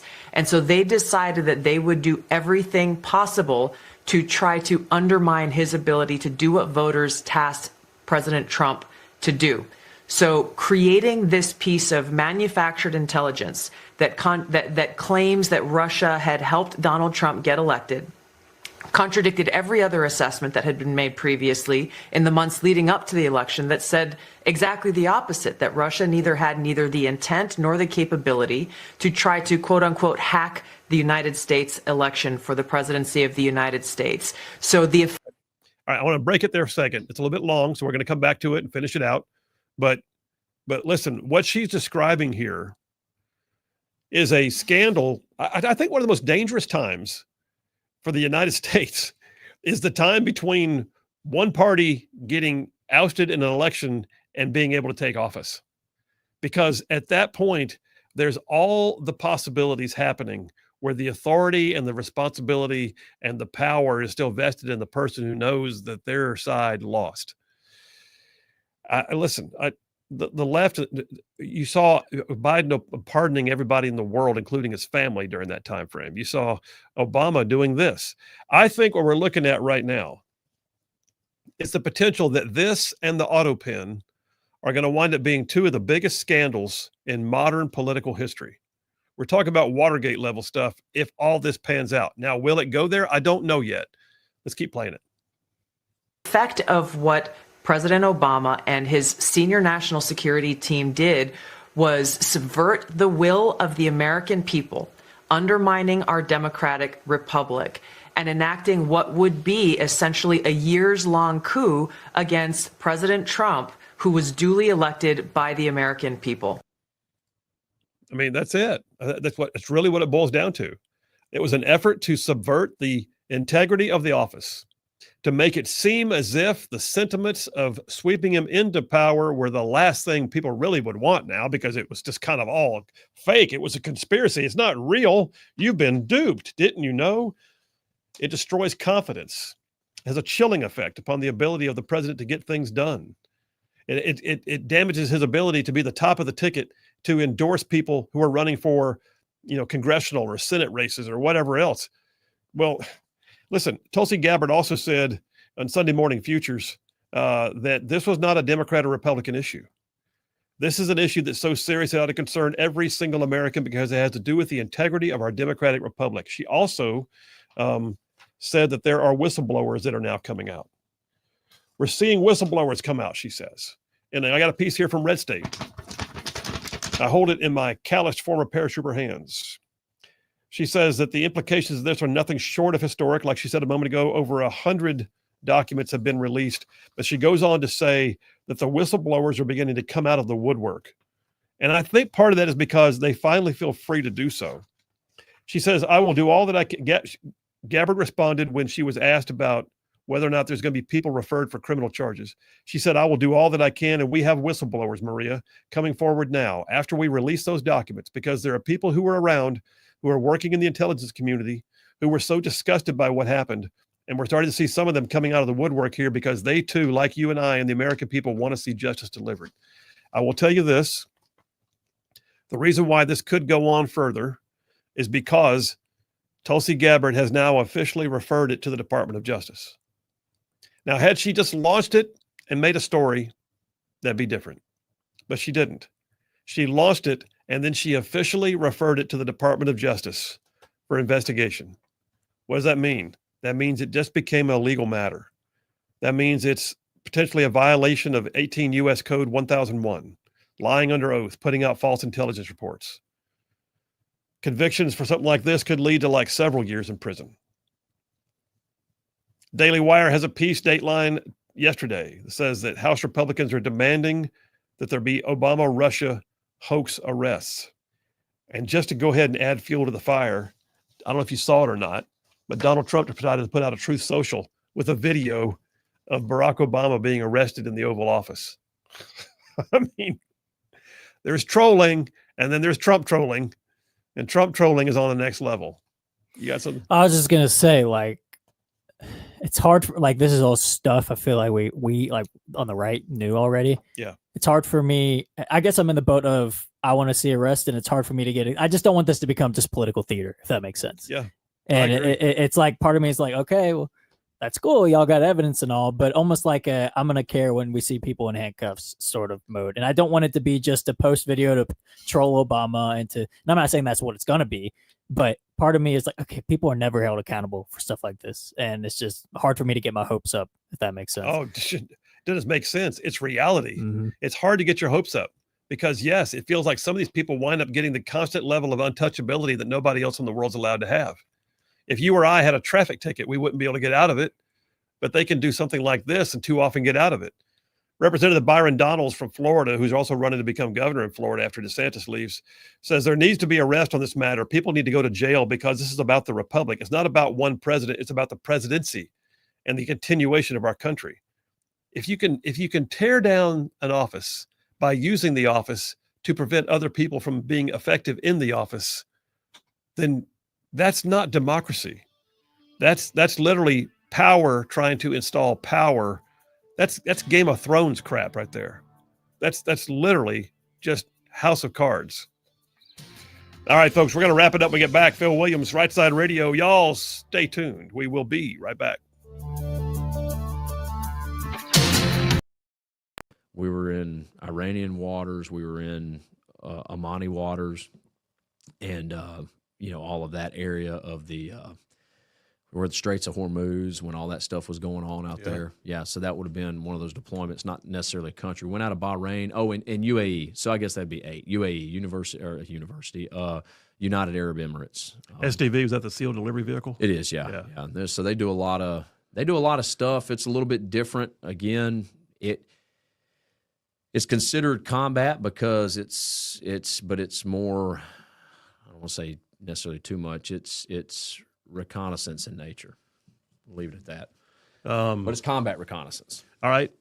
Some of those were shooting tours. And you went down as a sniper on at least 1 or 2 or 3 of your all of them. Yeah. So when with the exception of that first one where I checked into the team, went to Iraq, so I was nothing. I was just a new guy at the team, escorting some weapons around and doing the thing in Germany. But all the others, all the other deployments, I was a sniper. And then the one where I went to all those different countries, I was a lead sniper at SEAL Team 3 in particular for our task unit. Confirmed kills? Oh yeah. Killed a lot of people as a sniper. Got the privilege to kill a lot of people as a sniper. I got an award that says, I said this on the Mic Drop podcast not too long ago, I probably have 8 legitimate sniper kills that like, hey, yeah, I shot the dude and we got pictures and all that stuff. I've got those 8. I got an award for 21 kills, which is what I got a buddy that calls me 21-0, but that wasn't necessarily, it appears that way in the way they count it, but like I might have shot the guy and 5 other dudes, me and a buddy of mine, Mike, he's going to do some stuff for the agency. We were training the other day and we were talking about it. Like, how many dudes did we shoot that like everybody else shot too? You know, so you might have 5 guys shoot one dude and everybody's claiming a kill. Well, it's the same guy, you know? So they're like, oh yeah, task unit's got 5 kills, you know? And no, we got 1 kill, but it's 5 dudes shooting the same guy. So, but he's full of holes. Oh no, yeah, he's definitely dead. But that being said, so did get quite a few confirmed sniper kills, especially as a new guy sniper, and then did some other really cool missions where we didn't necessarily get kills, but they were probably sketchier than anything I ever did, even getting shot at in combat, because it's like, hey, if we get shot doing this, you know, we're done. What's the longest in a austere environment or a combat zone environment where you had to lay in a hide and just provide time? overwatch? Yeah, like longest I mean, on scene. On scene, probably 72 hours, I think. Somewhere around 3 days. Yeah. Okay. And I mean, it's not like you're just like laying here like in the movies, you know, just not moving at all. Pissing on yourself and the whole thing. No, it's not that. Don't piss on yourself. Don't crap your pants. Don't piss. Nobody does that. You know, just roll over and pee and make, you know. And but I would say I think 72 hours was the longest one that I was in a sniper hide on, and we would move, and we were breaking down that sniper hide and moving around. 2-man team? No, it was, so for us on that one, I think it was 4 of us. I think it was 4 of us in a sniper hide, 2 snipers, a comms guy, and a guy that was carrying rockets and the Carl G. I don't know if you know the Carl G. Man, that thing is phenomenal. Yeah, Carl G. So the guy that was carrying it, Greg, he killed like 12 people with Carl G. It was in one. He just said, he's like, hey man, I'm going to set this thing to airburst. These guys are shooting at us behind a wall. They hang out the wall and shoot. And he's like, I'm going to set an airburst right over that wall. So I gave him the distance to the wall. It was like 1,100 meters. He's like, I only got 11 and 12. And I just remember him turning it and clicking. He's like, I'm going to leave it right here halfway between. He fired that thing over the wall.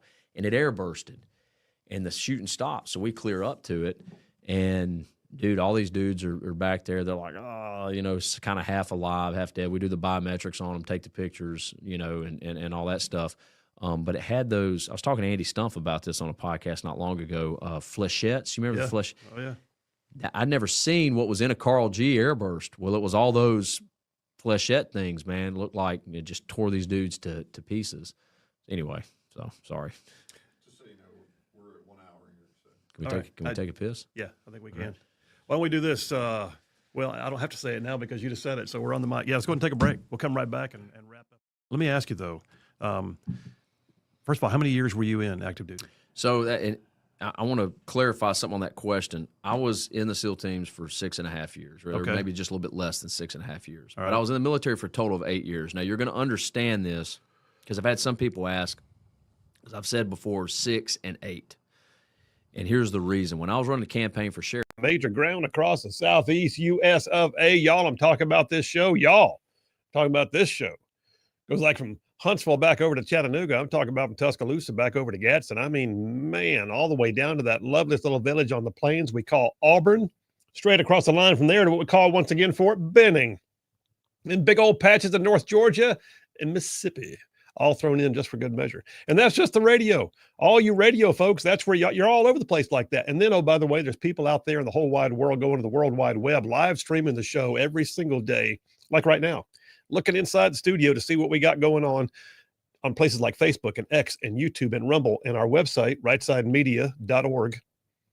And then, oh, by the way, all you podcasters too, after the fact, we appreciate you. Listen, the bottom line is I say all that to say we have a bunch of folks, all you right side ruffians, that we care about. You're everywhere. You're all over the place. We thank you. You're the reason why we do what we do. It wouldn't be worth it if you weren't here. So thank you very much. I got to tell you, I got a bunch of texts I'm going to get to in a moment. If you want to text in what you think about this whole Russia collusion illusion narrative that we're seeing now, I'd like to hear your thoughts. I'd like to know where you stand on it.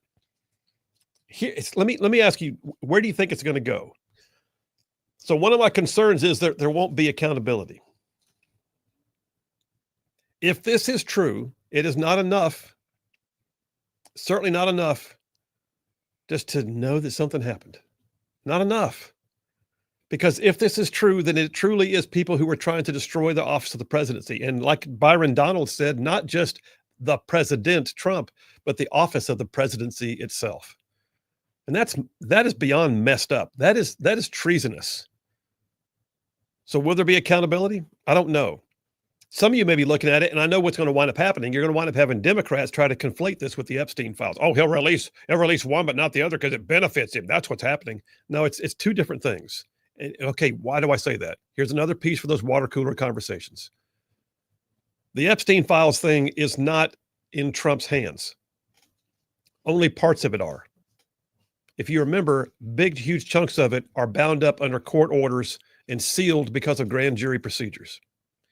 Grand jury testimony is considered to be sacred. It's not something that's allowed to get out unless a judge orders it to be released. And then other things that were under protective orders in the trials of Jeffrey Epstein, those are under seal for a purpose. And the judge knows because A, it could destroy the lives of victims, and B, it could destroy the lives of people who may not have done anything, but they are somehow considered to be in the mix, and their name merely coming out will create instant social media conjecture. So yes, Jeffrey Epstein stuff, there could well be more. I believe there probably is more. I also know there's things that they can't do. In fact, if you saw it right now, Trump ordered the DOJ to begin seeking out the means to release anything that could be. And one of the first things the DOJ had to do was petition the court to release the files because they don't have access to them. And it'll be a violation of a court order to release them if they did. That being said, what we're looking at now is different because these are documents that we were told didn't exist. These are documents that are intelligence summaries.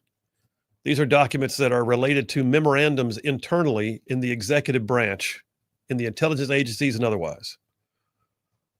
These are things that are now able to be discovered because the right people got into office.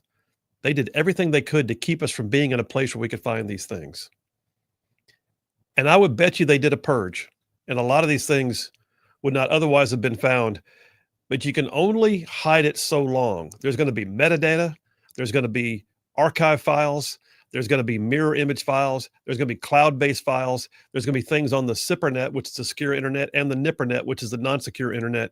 You're going to find that somebody attached something to an email. There's going to be a piece in a drawer somewhere. There's going to be a paper copy nobody knew was still there and didn't go to the shredder. This stuff still exists. And for the last 150 days, it appears that Tulsi Gabbard has had her team looking through them. And they have found 100 pages of documented evidence of exactly what I described for the last half hour. What you got? So I'm wondering, why didn't they do this in the first Trump administration? I mean, I don't know if it's they didn't have somebody who had the desire to actually go digging through it. I feel like they would have this evidence in the first Trump administration, would they not? You would think so. Yeah. But I think what's happened is there were still, remember, they were dealing with deep state in the first Trump administration. Mm-hmm. They've gotten rid of some people since then. And I love Tulsi Gabbard. I don't agree with her on a lot of stuff. A lot of things, sure. But this is a lane I fully trust her in. I agree with that. And she also has a bit of a, I wouldn't say like revenge thing, but she got run out of her own party by people like she's investigating right now. So I feel like that it makes me trust her even more. Karma, so baby. Maybe it took a Tulsi Gabbard to have some wherewithal to go do it, but I just, the whole time I'm like, God, it would have been nice if they did this, during the first Trump administration. But still, I'm glad they're doing it now. I think now Tulsi declared herself a Republican, right? I believe she at least left the Democratic Party. I don't know if she's joined the Republican, but I know she is left, yes. I think there's a couple things here. I think, number one, it being Tulsi Gabbard lends a measure of credibility because she's not a longtime political Republican operative, right? Mm-hmm. I think the other piece of this, though, is she does have a passion for it. I think the other piece of this is people don't recall she was a military intelligence officer. Yeah, this is what she does. She's still in the National Guard right now. She is. And she's also, I think, in there with a different level of authority and they got rid of people. They came in the door letting people go, getting rid of deep. I think they spent some time in the interim between the first and second Trump administrations identifying the names of people who needed to go pretty quick. And some of the people who were blocking things were no longer there to block things. And the blocking and tackling went away. Yeah. And I mean, Tulsi even said she was at Charlie Kirk's Turning Point and did a speech. And she said something like along the lines that she sees some people complaining that some stuff hasn't been done yet. And she goes, all I say is we're still fighting the deep state at every turn. Because this is an uphill climb, and they're throwing the kitchen sink to try to obstruct, things, which I appreciate her being. I mean, obviously she's not going to air out what those things are, but I appreciate her being transparent enough to be like, we're in this fight, like we're fighting it every day. So I just hope to see people in handcuffs, like I said earlier. I think too, one of the things you're looking at is in Trump's administration, he didn't come in and fire people. In fact, he kept a lot of people believing that he had continuity and things were going to be fine. And then he realized that deep state was going to do all it could to be soul crushing because they were vested in the idea of big government, and he was not big government. This time he came in and not just firing people and letting people, they see it across the board. Like the whole Department of Education may go away. Like, everything at USAID went away. And I think this whole whistleblower thing is in part tied to people going, oh my God. Mm-hmm. I don't want them waiting to find my name on a memo. I think I'll say something now. Air cover's gone. Air cover's gone. So yeah, this is a big deal, you guys. It really is. And I would say watch and wait and see. Will there be more? I think there's going to be more. She's already intoned that there's more. I think we're going to see another tranche of documents coming out sometime soon. Some of this stuff has to be declassified. It has to be officially reviewed for the potential for cross-pollination or for the ability or for the inability to retract after you've let it out, and it could damage, sources or methods or capabilities. At some point, though, that becomes bunk, and you look at it and go, "It's a memo. Release it." And that's what they're doing.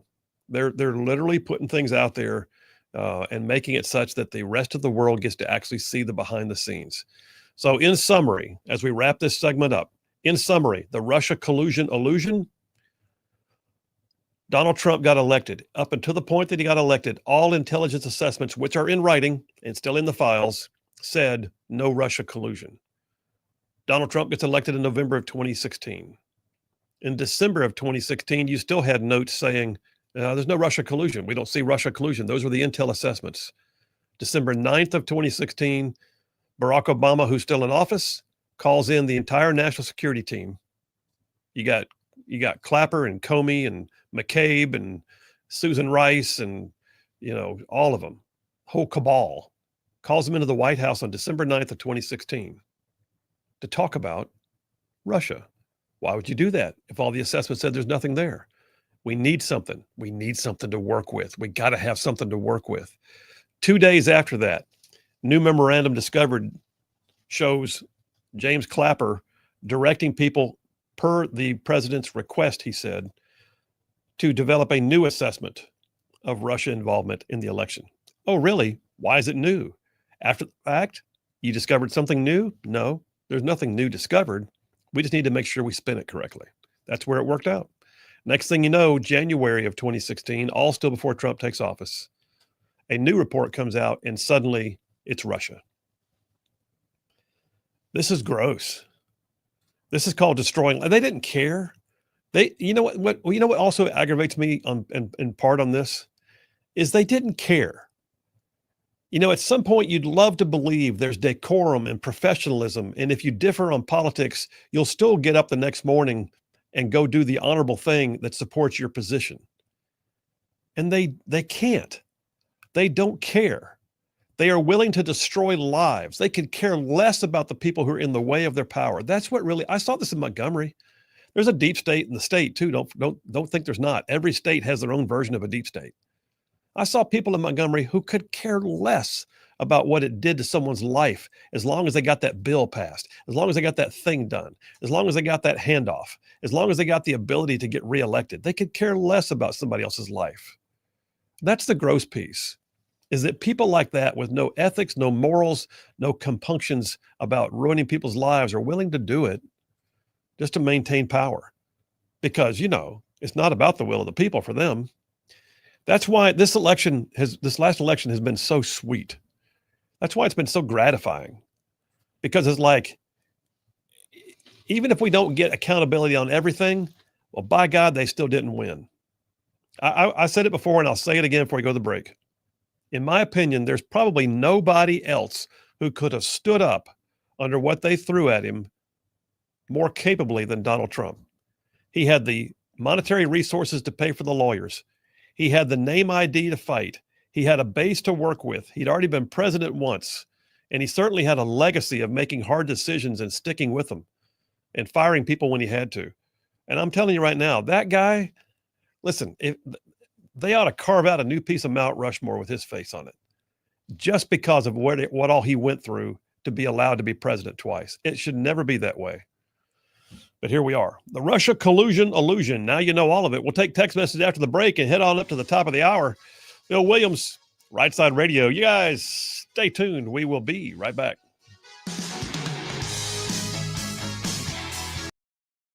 Yeah. People ask, well, I was in for 6 years because I was at the team for 6 years, a little over 6 years.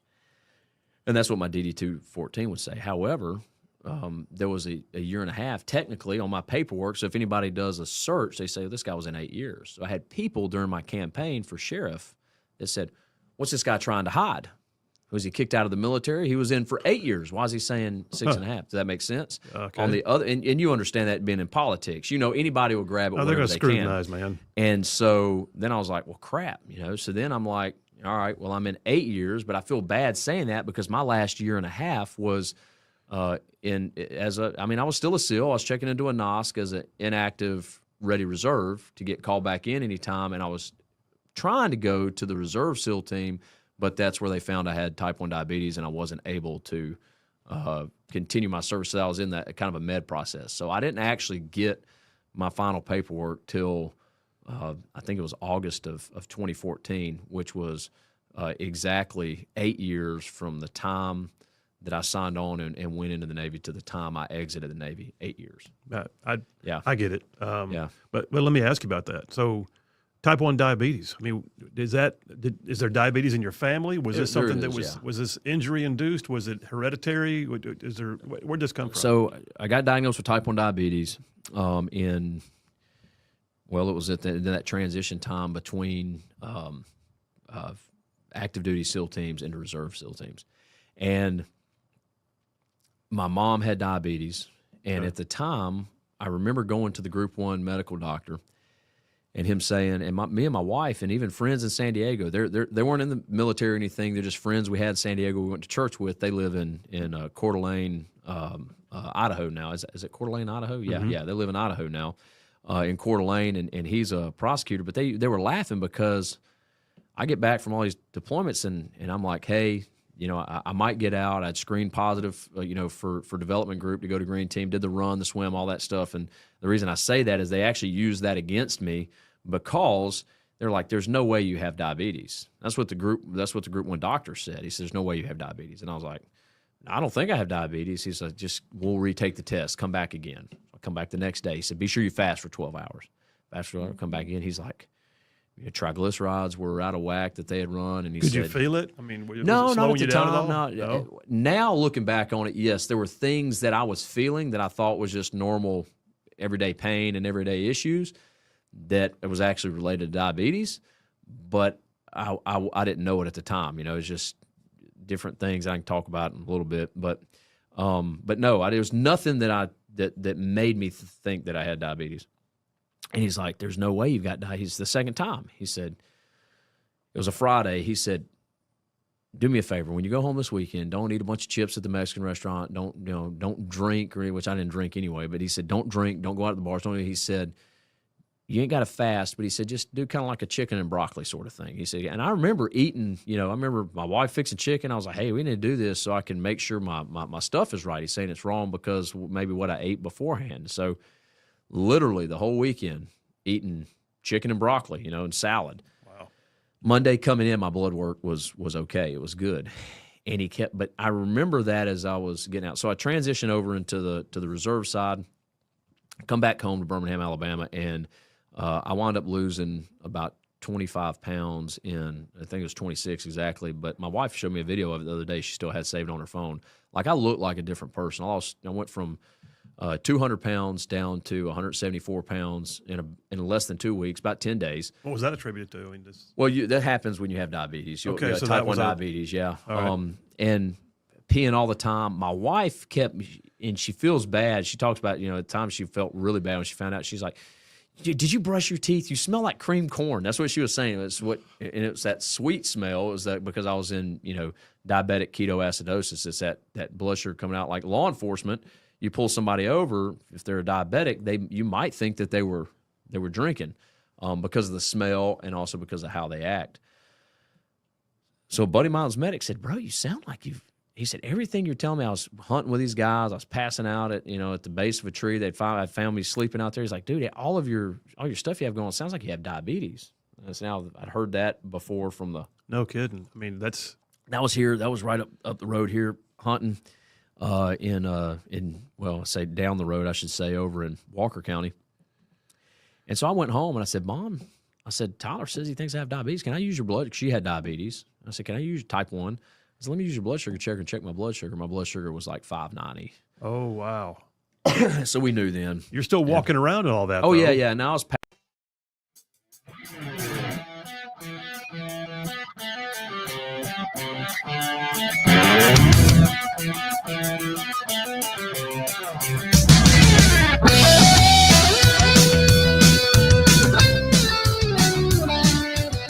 And we are back. Phil Williams, Rightside Radio, solid, conservative, and just plain right. Just making common sense like a superpower. Got a brand new listener. You got to tell us where you're from. Joe is all we know. So, Joe, thanks for texting in for the first time. He says, great show, Phil. Liked your comment about President Trump being the only one that could stand up and win. But what about next time? Who else can stand up to that kind of pressure? Joe, I mean, that's the kind of thing if you listened to my monologue earlier today, that's the kind of person we should be looking for. I mean, literally on a regular basis. And they're not every day. I mean, they don't come along run of the mill. This is not an off the shelf kind of guy. And that's one of the reasons why Barack Obama was so undeserving of the office. What had he done in his life? He was a community activist and he became a U.S. senator so he could begin running for president before he'd finished one term. I mean, the man had no life experience. He brought nothing to the table. But by the way, Joe's from Huntsville. You see that? Joe, you're in Huntsville. Thank you very much. But who is going to be next? I mean, right now on the horizon, who do I see?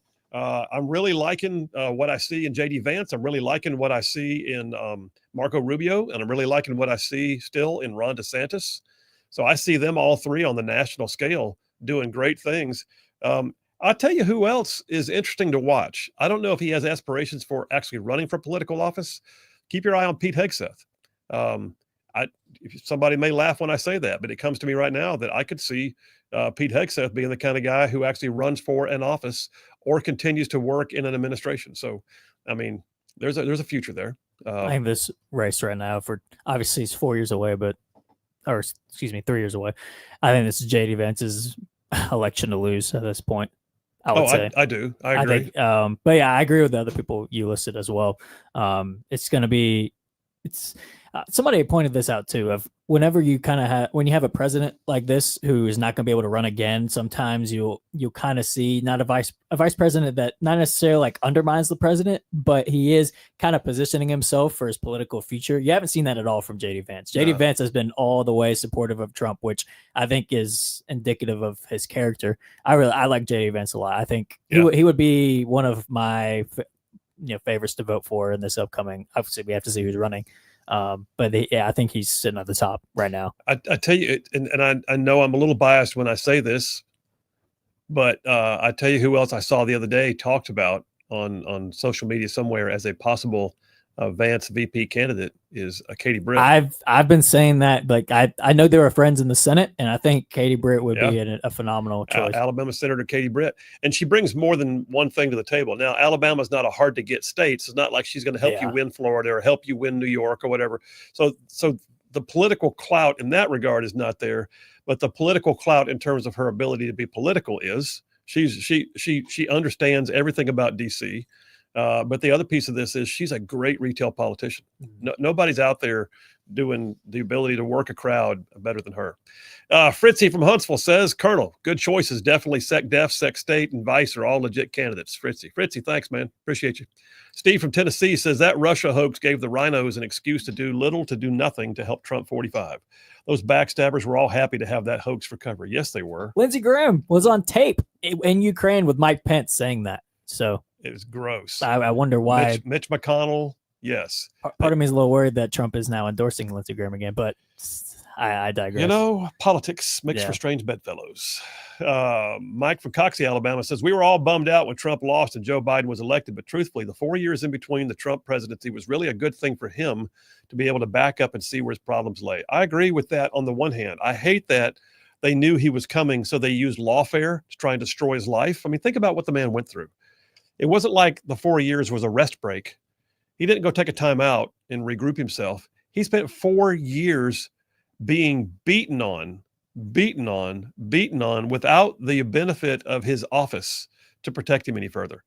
And so suddenly it's like, okay, let's drain the bank accounts to pay lawyers to fight one more lawsuit and to fight going to jail. And some of this stuff's still on appeal, by the way. Just gross what they did.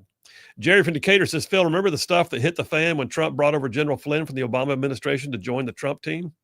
I think that was the beginning of the assault to destroy the Trump presidency and Flynn's career, and it's been on ever since. Yeah, that was a big deal. I'm still an admirer of General Flynn. Michael Flynn served with honor, and he was also, by the way, extremely sharp, extremely opinionated, and they didn't like that. And so in terms of taking people down, they took him down first. Mike from Florence, Alabama says somebody running in the midterm elections could secure a victory by bringing prosecutions. At the same time, someone else could secure theirs by making it go away. What could the next distraction possibly be? I don't know.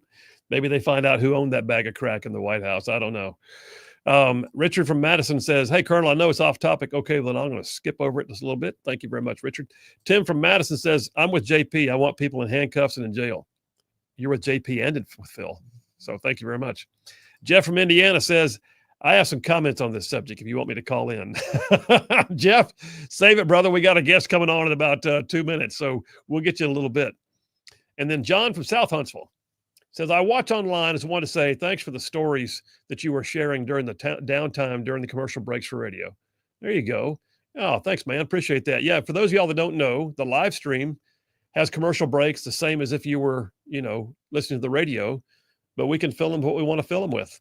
So right now we fill them with some of our podcasts and with, previous broadcasts, and JP's been doing a great job of filling time with stuff that's more interesting than just elevator music playing. That apparently drove people nuts. The repetitive elevator. There were dogs having seizures. It was bad. All right, listen, we're coming right back. Alabama State Auditor Andrew Sorrell calling in. He's running for Secretary of State. We're going to cover down on some election issues with him. Phil Williams, Rightside Radio. Y'all stay tuned. We'll be right back. Out at weird times, I was peeing all the time. It was so all of the things, everything was blurry. Like I remember thinking, my eyes, especially at night when I'd see lights on vehicles, I remember being so blurry, and I thought it's because my eyes were so used to running on night vision all the time that it's almost like the lights are too bright. Yeah, I remember telling myself, talking to my wife about it. I'm like, God, are these lights not look star clustered to you? And because your blurriness in your eyes start happening, go to the VA, start the process. SOCOM Care Coalition gets involved because it's not uncommon. Now I definitely can't be a SEAL. I can't go back into the SEAL team's active duty. We're going to let my wife finish nursing school. I was going to go back in and then try to screen for development group again to go to Green Team and go to the East Coast. And the reason I bring that up is because when I left, my chief, who came from Red Squadron Development Group, picked a few of us, and we went out. I remember I borrowed his fins to do the swim in. Passed the test and everything. They had the board out there where they're sitting and do the psychological eval and all that stuff. And I don't know the process anymore, but he told me, he said, Jared, if you stay in, if you stay in, you're going to get a slot in Green Team. You're going to go. You're going to go over to development group. That was your dream, wasn't it? Do what? That was your dream, wasn't it? Well, that's what I wanted to do. I want to stay and do that. But I was also at a point where my wife had her school paid for here in Birmingham, Alabama. She had been waiting on me a lot. I was jaded about some of the stuff. I didn't like the Obama administration. I mean, there's all the things that anybody deals with, And I was like, okay, I appreciate that, but I really wanted to go home. So that's the choice that I had. And I said, well, I'm also looking at the reserve unit. He said, all I'm telling you is if you stay, because I had enough time on my enlistment to stay and take a slot to Green Team, he said, you're going to take somebody's slot. And that changed how I viewed it.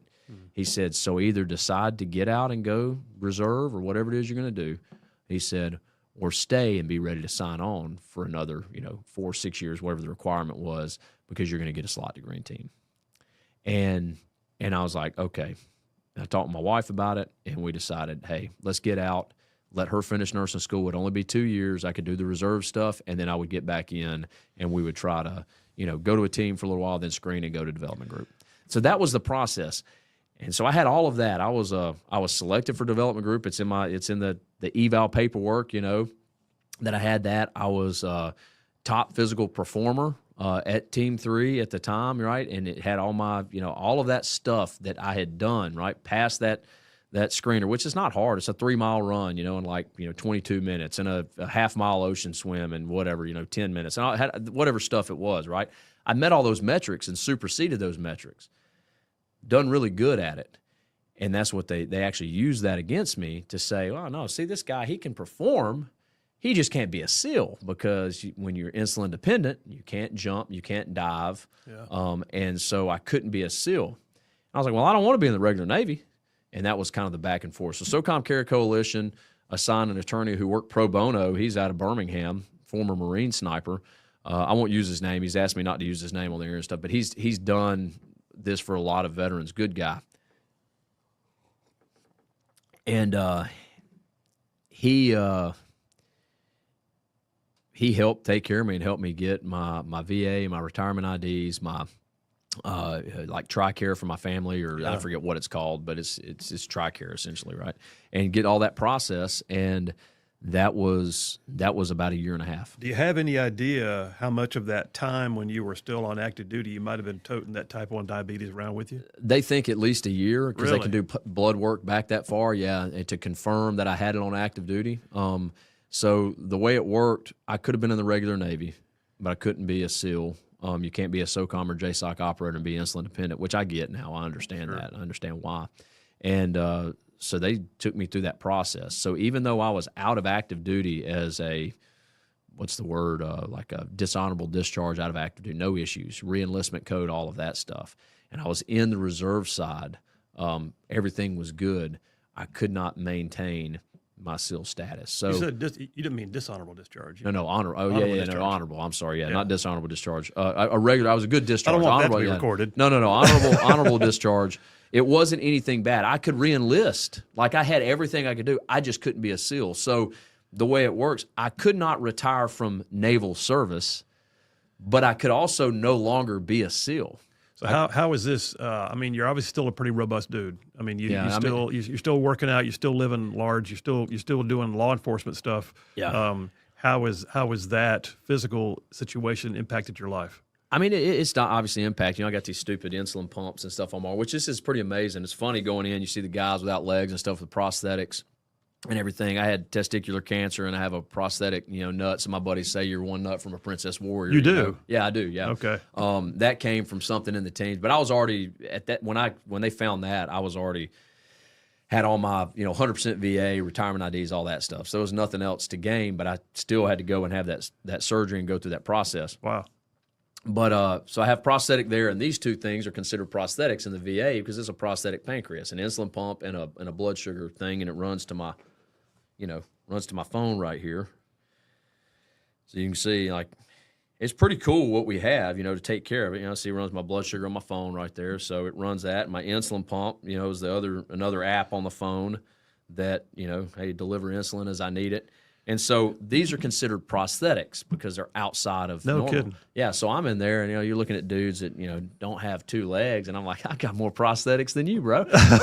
He's sitting there without legs, and so it's so it has impacted because one nut and a pump. One nut and a pump, man. I mean, that's it, dude. So I say all that to say, it has impacted, how I live my life. I can't deploy like I used to. Like even contract work, I couldn't be a federal agent at the time. Now I'm a federal TFO with Homeland Security, but I couldn't be a full-bore federal agent because I was looking to get picked up by the U.S. Marshal Service when all this happened and rolled out. But you couldn't be insulin dependent. I think they've changed that now, where it's okay, but it did limit tremendously what I could do.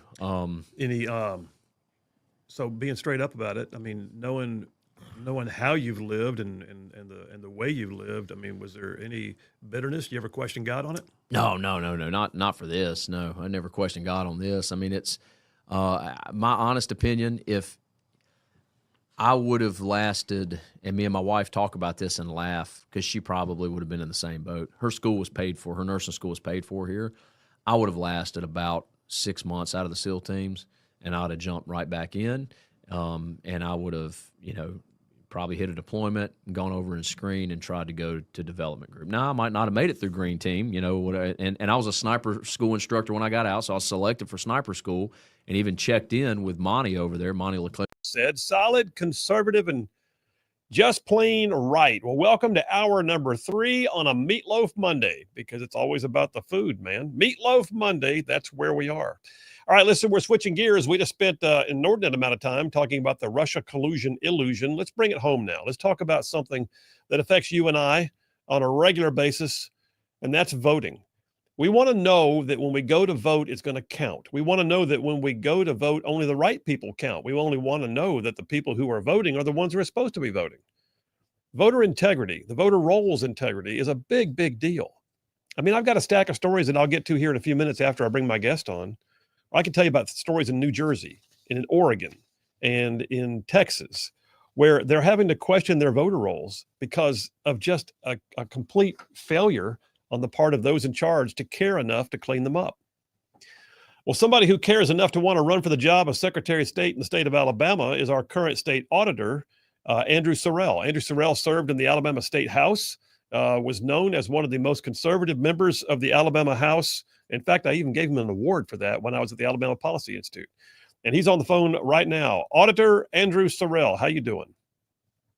I'm doing great, and that award still looks great sitting on the mantle here in my office in the state auditor's office. I point that out to a lot of people when they come visit me, so I'm still proud of that. Outstanding. Well, good. I'm glad. That's probably the heaviest award you've ever gotten, too. That thing weighs like 15 pounds. It is. I remember you warning me. You said, don't hold it by the top. Hold it by the base.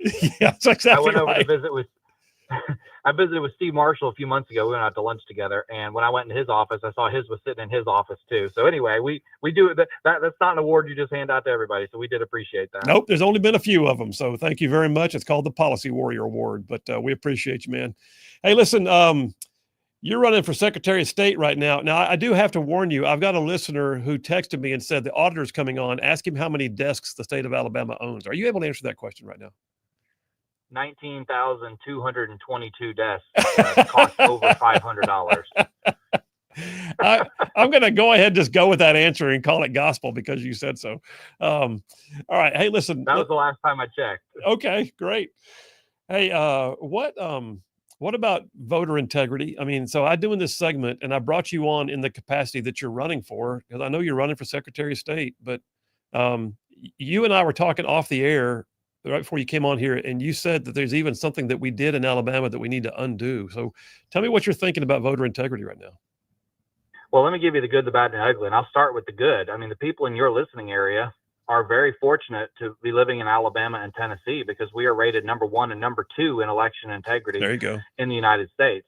Now, Tennessee is ranked number 1. If it was any state other than Tennessee, I think I could live with that. But I can't let Tennessee beat us. But all joking aside, I have spoken with the Tennessee Secretary of State, and I complimented him on his efforts for election integrity. You know, the Secretary of State up there is picked by the legislature. It's not elected on the ballot like we do here in Alabama.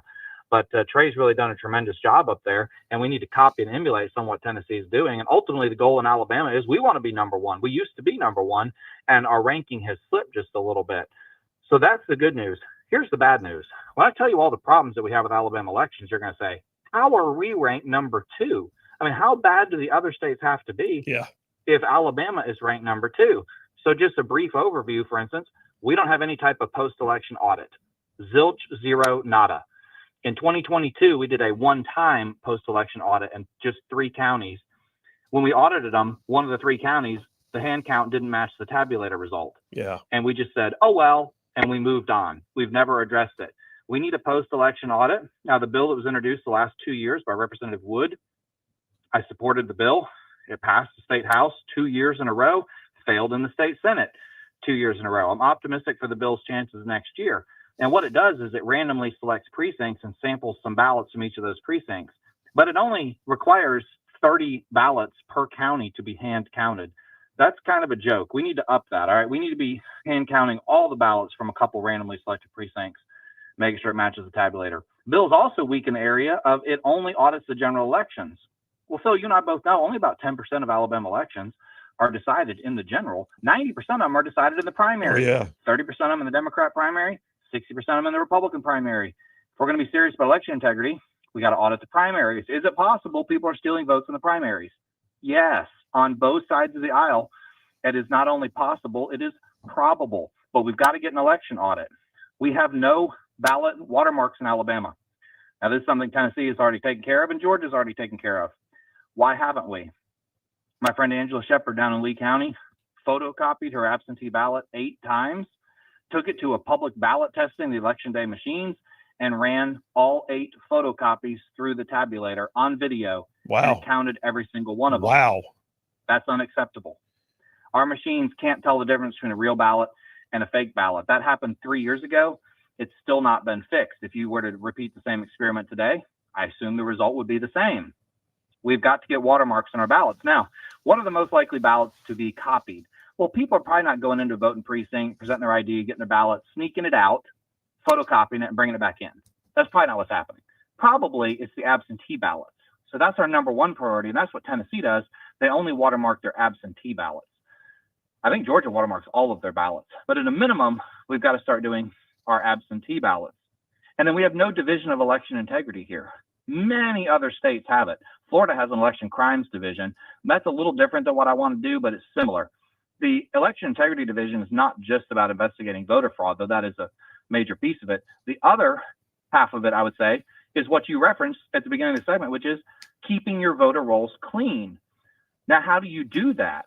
Because keeping your voter rolls clean is probably the number one way you can prevent absolutely election fraud. Yeah. And there's many ways you can do that.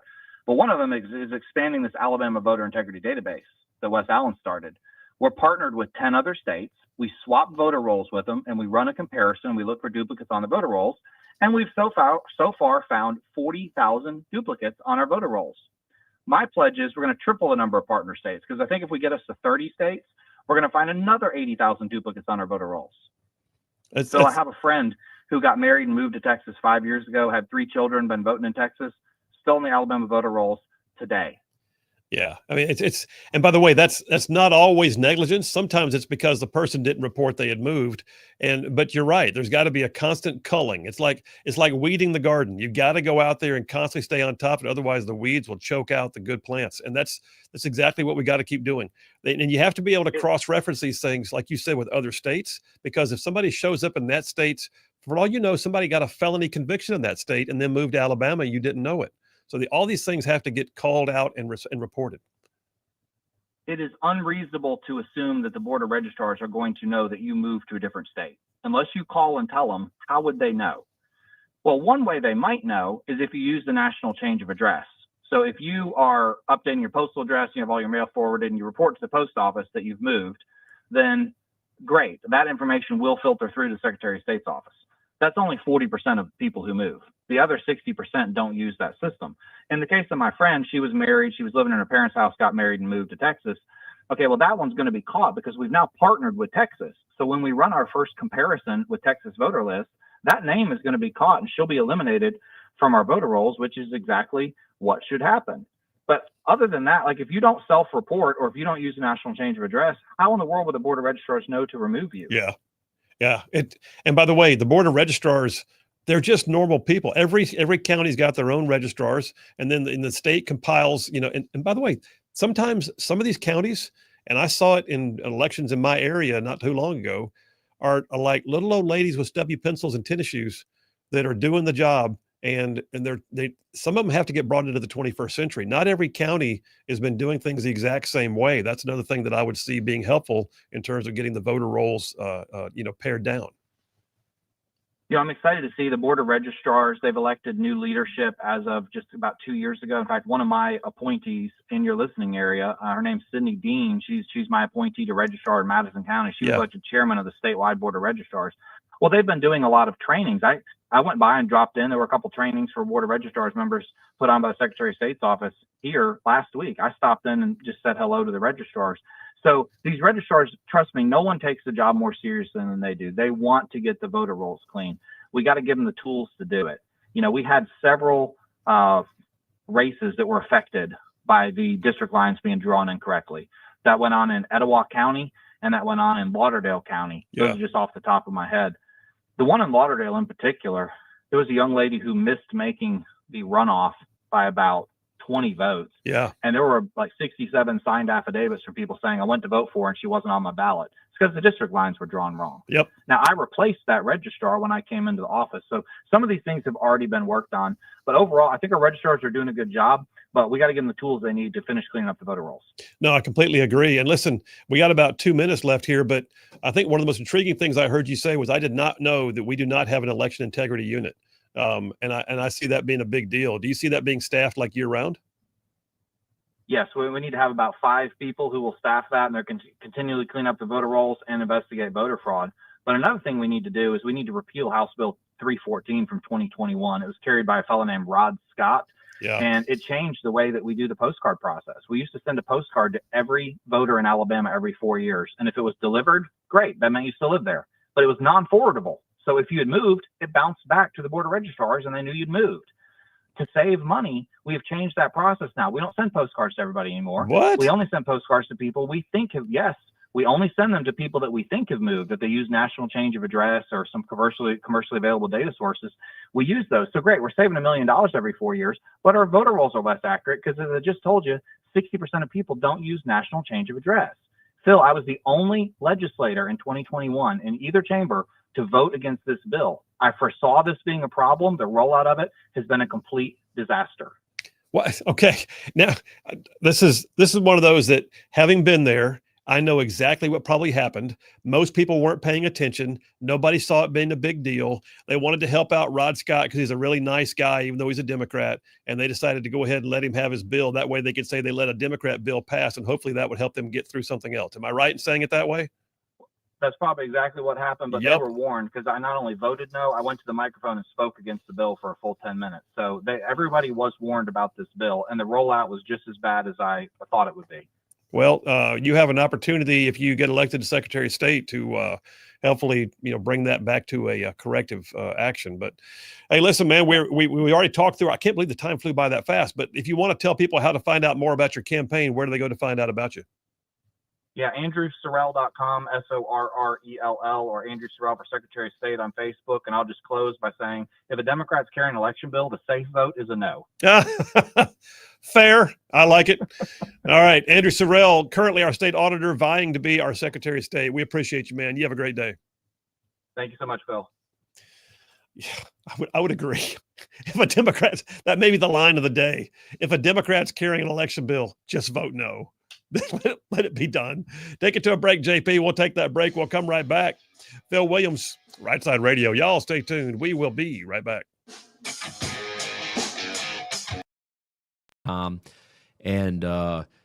That was about the time I got out and all this happened right then. So I could have gone back to sniper school as an instructor. Like I probably wouldn't have made it 6 months and would have been back in the SEAL teams. So I'll be honest with you. I think you just said a ton to people who might be watching this that have setbacks.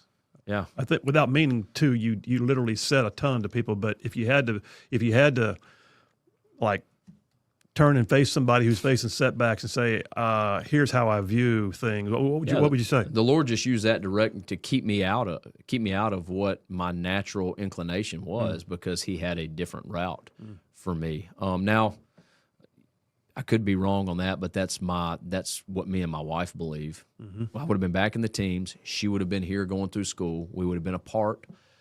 We wouldn't have had we had a miscarriage on our first child, and then we wouldn't have had our second child. So we wouldn't have had either of those that we dealt with. We wouldn't have met the people that we met. Our life would look different, and I very well could have been in. I could have been with any number of my buddies who have died between now and me being out. Now we look at that, and I would gladly take their place. Don't get me wrong on that. I would take any of my buddies' place who have died, but my wife might not be as willing to give me up. My daughter's definitely not. And so it would have changed our life tremendously. There was a song that reminds me. I'm chasing a rabbit again briefly, but there was a song that came out. Amy Grant, one of the early leaders of contemporary Christian music, she had a song called "Angels Watching Over Me," and it was all about the things you can't see them happening, and you have no idea they happened to prevent the things that could have happened. Yeah, and like the reckless car that ran out of gas before it came my way is one of the lines in the song. Or I would have. Let's say I would have stayed in. Let's say I would have stayed in, and I would have gone over to Green Team and gone through it. There's a good chance that this untreated, what I had untreated, that's right, would have shown up in the strenuous, in the worst places. 6 months of selection process at Green Team, and it could have killed me. I mean, I could have. It would have been one of those things where you push through it and you never get seen, you don't know what's going on, and you wind up dying because of it just on the training side. So again, I don't know what happened, why it happened, but whatever's going on in your life, is it God directing you in a certain place? But then there's the other aspect of it. A lot of issues we have ain't got nothing to do with God. It's got to do with us doing the opposite of what God wants us to do, and that could be it as well. All right, let's move into current day. So you get out, and I see both your businesses. You got the Shooting Institute and you got Covenant Rescue Group.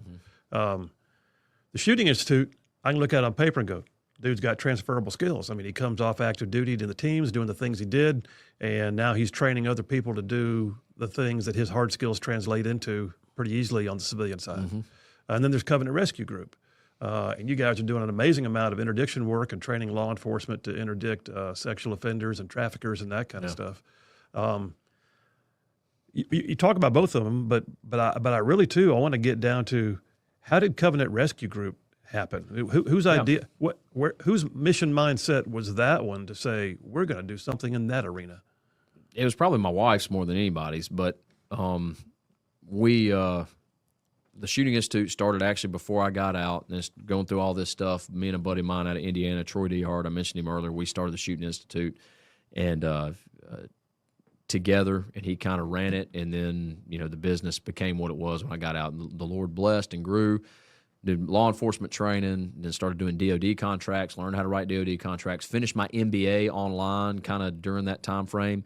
Learned how to write contracts, met a bunch of people, met a guy named Ed Acosta out of UAB who helped me write contracts and obtain some of my first prime contracts to the government, did a lot of subcontracts to JSOC and for the enablers that were supporting Delta and SEALs. And then finally got picked up for a few Special Forces units, just continued to grow. Like it wasn't just like, hey, we're doing some civilian classes. It went from a few civilian classes all the way into now. I'm back and doing training for the SEAL teams. A buddy of mine from SEAL Team 4 hit me up the other day and said, hey, can you run a concealed carry course for us if we bring you up sometime middle of the summer, depending on what funding looks like. So I say that to say the Lord just opened the doors and blessed TSI. And we were doing really well, the TSI, the Shooting Institute. Started doing security stuff. DB8 is the Security Institute because they didn't like the word shooting in a lot of it with these schools and all. So we would write reports for schools. We would write reports for churches. We would look at their insurance policy, talk with insurance agents, get a riders on their policy to cover whatever exposures they had. You're familiar with some of that stuff with what you've done as an attorney. So a lot of it wasn't even the skill set that transferred over. It's just something we learned to do, something I learned to do in my MBA, write reports, and just started doing that with different schools and different.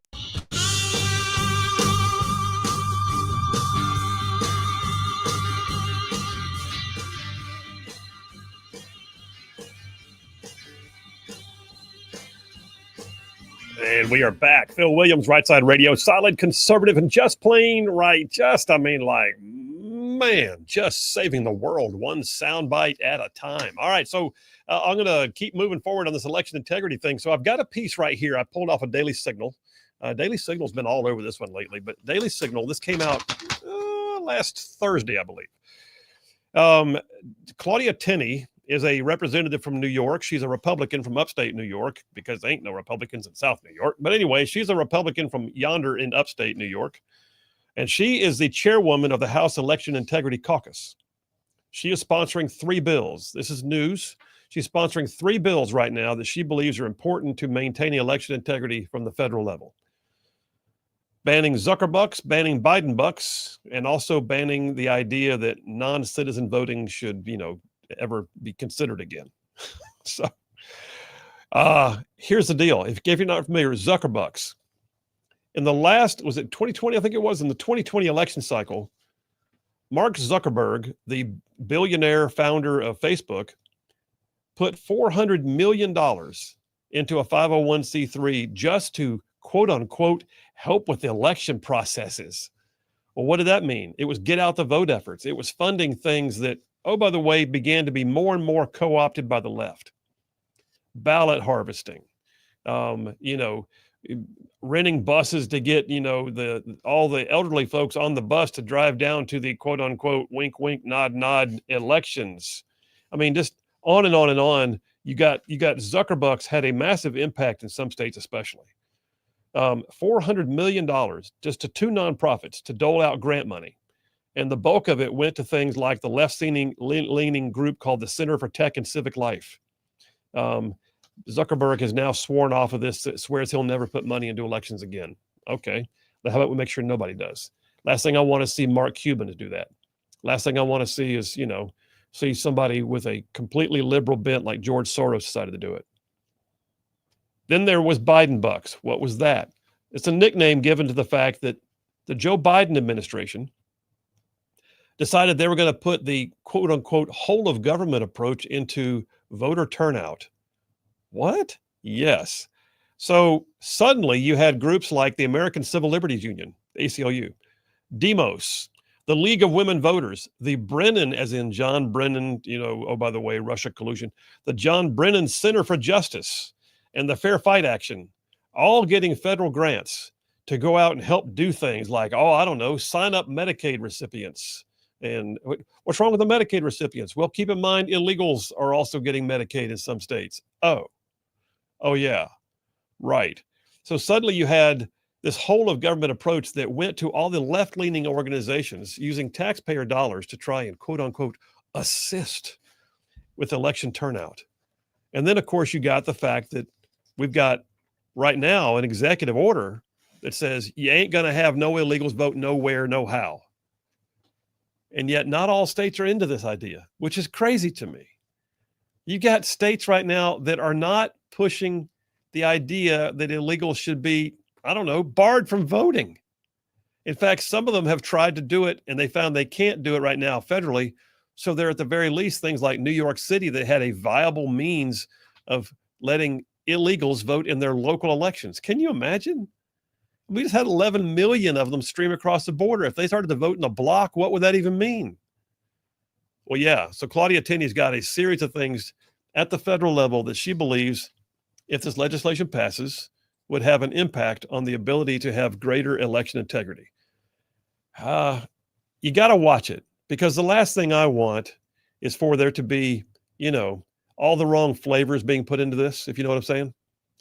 They can do just as much harm as good. You really have to keep an eye on this. It's kind of like what we just heard a minute ago from Andrew Sorrell, that neat little bill, that nice Democrat, Rod Scott, he's a great guy. We like Rod. Rod's never been a problem. And yet look at that bill now. All it did was make it more difficult to have clean voter rolls. Although I do like the phrase he used at the end. If a Democrat is the one carrying the voter integrity bill, vote no. I got more on this when we get back. Phil Williams, Rightside Radio. Y'all stay tuned. We'll be right back. And in that process, somehow got involved with anti-human trafficking work with Operation Underground Railroad, and from there did some work with them. From there, got involved in some more anti-human trafficking work with a ministry called Far Reaching Ministries, run by Wes Bentley out in California. And finally, my wife said, we had people just giving us money. I mean, like literally, when I say I got guys writing us checks for $10,000, $15,000, $5,000, and I was like, what do I do with this money these guys do? I give them an invoice for it from TSI? So I took it to my CPA. He said, y'all need to start a nonprofit. Nonprofit, yeah. My wife's heart was for it. She says, if I'm going to let you leave to do anything, this is what I want you leaving to go do. Because I still had options to go back to the agency to do work with them, the DA or the CIA, different opportunities that presented themselves. Went and interviewed for a job up in D.C. and they said, hey, if you're willing to move here, you've got the position to be a blue badger, I guess is what they call them. And my wife was adamantly against moving to the D.C. area. So we just kind of stayed the course in what we're doing. The Lord opened the doors and said, if you're going to leave, if you're going to do these deployments and stuff again or go to different places, I'm down for this. We had kids at the time. And so that's kind of what got us into starting the nonprofit. So both businesses still run concurrently? Oh, they still run? Yes, sir, they do. They still run concurrently, yeah. And do they compete with each other on a regular basis? No, not at all. Because, CRG was born out of TSI. Okay. Because we had to use TSI to fund it and do a lot of the work. Now CRG could probably run on its own, but the for-profit company, we have a lot of licenses and a lot of stuff that CRG uses that CRG can't have. Does that make sense? Yeah. Still maintain my law enforcement credentials at the time, and then we somehow tapped into stateside work, and that's what we've been doing ever since. And that was because of COVID in 2020 arena. Covenant Rescue Group's just a strict 501c3 nonprofit. Doesn't cost the agency anything. We run on donations and grants and all that stuff, but primarily a donor base, grassroots effort to make sure that law enforcement agencies get the training they need to impact, in particular, sex trafficking, even more particularly child exploitation. So that's what we do with Covenant Rescue Group. TSI is just a normal for-profit company. We do, firearms, CQB, all that. So if I go work for an agency for TSI, they got to write me a check. And that's kind of how we work. CRG, there's a murky subculture out there that bad things happen on a regular basis that a lot of the world doesn't even see. It runs under the table. Yeah. And you guys, and I know because you've been on my show a bunch of times, and you've also, I see you in press releases all the time. I can't tell you how many times I've picked up the paper, seen a sting happen in so-and-so county or so-and-so state, and CRG was in the middle of it. You guys actually train, but you also assist. Am I correct? Yeah. So it's you would be familiar with this. It's definitely a Green Beret type, model, or a ground branch type model, or something where you have a combat advisor overseas, and you might be working with the indigenous forces, and you're training them, teaching them what you want to do, and then you go hit a target with them. Well, you're very much involved. I'm still, strapped. Got my heater and everything running in with the boys. It's just the boys are a bunch of Yemenis guys, a bunch of Afghanis, a bunch of whoever they are, right? Afghan National Army, the commando mission, you have one operator, maybe two operators, and 10, good guy Mujahideen fighters, right? 10 Muj going in to take down this target. That's what we did. We do the same thing with local law enforcement. We have our team of individuals, which normally consist of about 10 folks total, that work with takes normally about 20 folks total from an agency. Some agencies will have more, and some agencies will have less, and we'll have to bring more people. But we train them on how to do it. Then we set up a live operation and show them that what we teach actually works, and that's what leads to arrest. Now, it is a training environment. So when they do a press release, we arrested 10 guys, let's say. We average about 10 per operation. That's the average across the year. Some will do 17 and some will do 6, but the average is 10 across the year. We do that operation with those local agencies. Out of that, they might get more cases. The feds might be able to adopt a case if they want to. So they'll still have more stuff they'll have to work on, and we'll follow up with them and see what they need help with. But the initial thing that we do is train them how to target people who are specifically looking to buy or sell kids for sex. And then they can then do it on themselves for other options. That's our goal. We want to work our... And we are back. Phil Williams, Rightside Radio. Solid conservative and just plain right. Just covering down on some major ground across the southeast U.S. of A. Y'all, I'm talking about this show. This one, I mean to say, goes from Huntsville back over to Chattanooga, from Tuscaloosa back over to Gadsden, all the way down to that lovely little city on the plains we call Auburn, straight across the border to what we now know once again as Fort Benning. And then big old patches of North Georgia and Mississippi, all thrown in just for good measure. And then, oh, by the way, that's just the radio audience. Then there's all y'all out there in the whole wide world going to the World Wide Web and live streaming the show, live streaming. Like people who are watching it right now, you can see inside the studio. You can tell what kind of shirt I'm wearing. It's great. Live streaming the show on places like YouTube and X and Rumble and Facebook and our website, rightsidemedia.org. And then all you podcasters who catch it after the fact, we love you. Thank you. All of you. Everywhere you get the show, it means the world to us that you do. The fact that you find your means of tuning in and getting what's going on at Rightside means the world to us. That's the only way we exist. So thank you very much. I got some stuff to cover here. And I tell you what, I got to take it aside. Can I have a moment of personal privilege? May I? Permission granted. Thank you very much. We had 2 losses today. First of all, Malcolm Jamal Warner, who, those of y'all who grew up watching The Cosby Show, Malcolm Jamal Warner died unexpectedly, drowning on vacation today, the actor. That's a huge loss to Hollywood. But the other big loss, and I think is still a loss that is just, there's no way to recoup from this one, is today would have been Robin Williams' birthday. Robin Williams was the master at improv. He was by the way, have you ever seen him get serious? He could take you down a road laughing and then suddenly have you in tears. That man had a mind like nothing I've ever seen. But yeah, Robin Williams, Captain, my captain. I just hate the fact that he's not with us anymore. I thought he was the master at bringing laughter to the world and finding something crazy to say about Lindy. And he didn't care who he offended. It was just funny. And he could say the messiest stuff and it would still be funny. And you're not supposed to laugh because your kids are with you, but you'd laugh anyway. But anyway, Robin Williams would have been 74 today. But he took his life a few years ago, and that's just sad. All right, let me jump on back into the voter roll issue. So, yeah, the voter rolls. How about this? New Jersey, Daily Signal, story that came out last Friday. Registered New Jersey voters are going to pick a new governor in November. But before that, the state really needs to clean up its voter list. What are they saying? After reviewing New Jersey's voter roll, a report from a group called the Public Interest Legal Foundation shows, quote, an urgent need for improved list maintenance after identifying more than 32,000 registration issues, many of which could allow people to even vote more than once. Come on, New Jersey. I mean, what the heck? Blue state, figure things out. It's not hard. Look at little old Alabama down there just cleaning up its voter rolls, doing everything right every single day. And you got New Jersey out there doing stuff like this, 32,000. But wait, they're not alone. Pray tell, Phil, what do you mean? I got a piece here from the Federalist. Let me pull it up out of my stack. Piece from the Federalist that came out, by the way, last Friday. After revelations that Oregon's motor voter system registered hundreds of possible non-citizens, the state government launched an audit, and auditors found that 1 in 35 people did not have proof of citizenship, and then looked the other way and just let it be.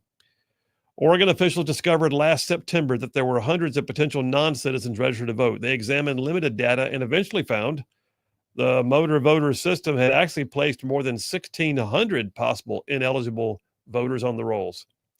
They then commissioned an audit again, which found that 1 in 35 had no proof of citizenship, meaning they might be citizens or they might not. What did that mean? Well, the state's motor voter system reportedly registered 766,000 plus people as of September.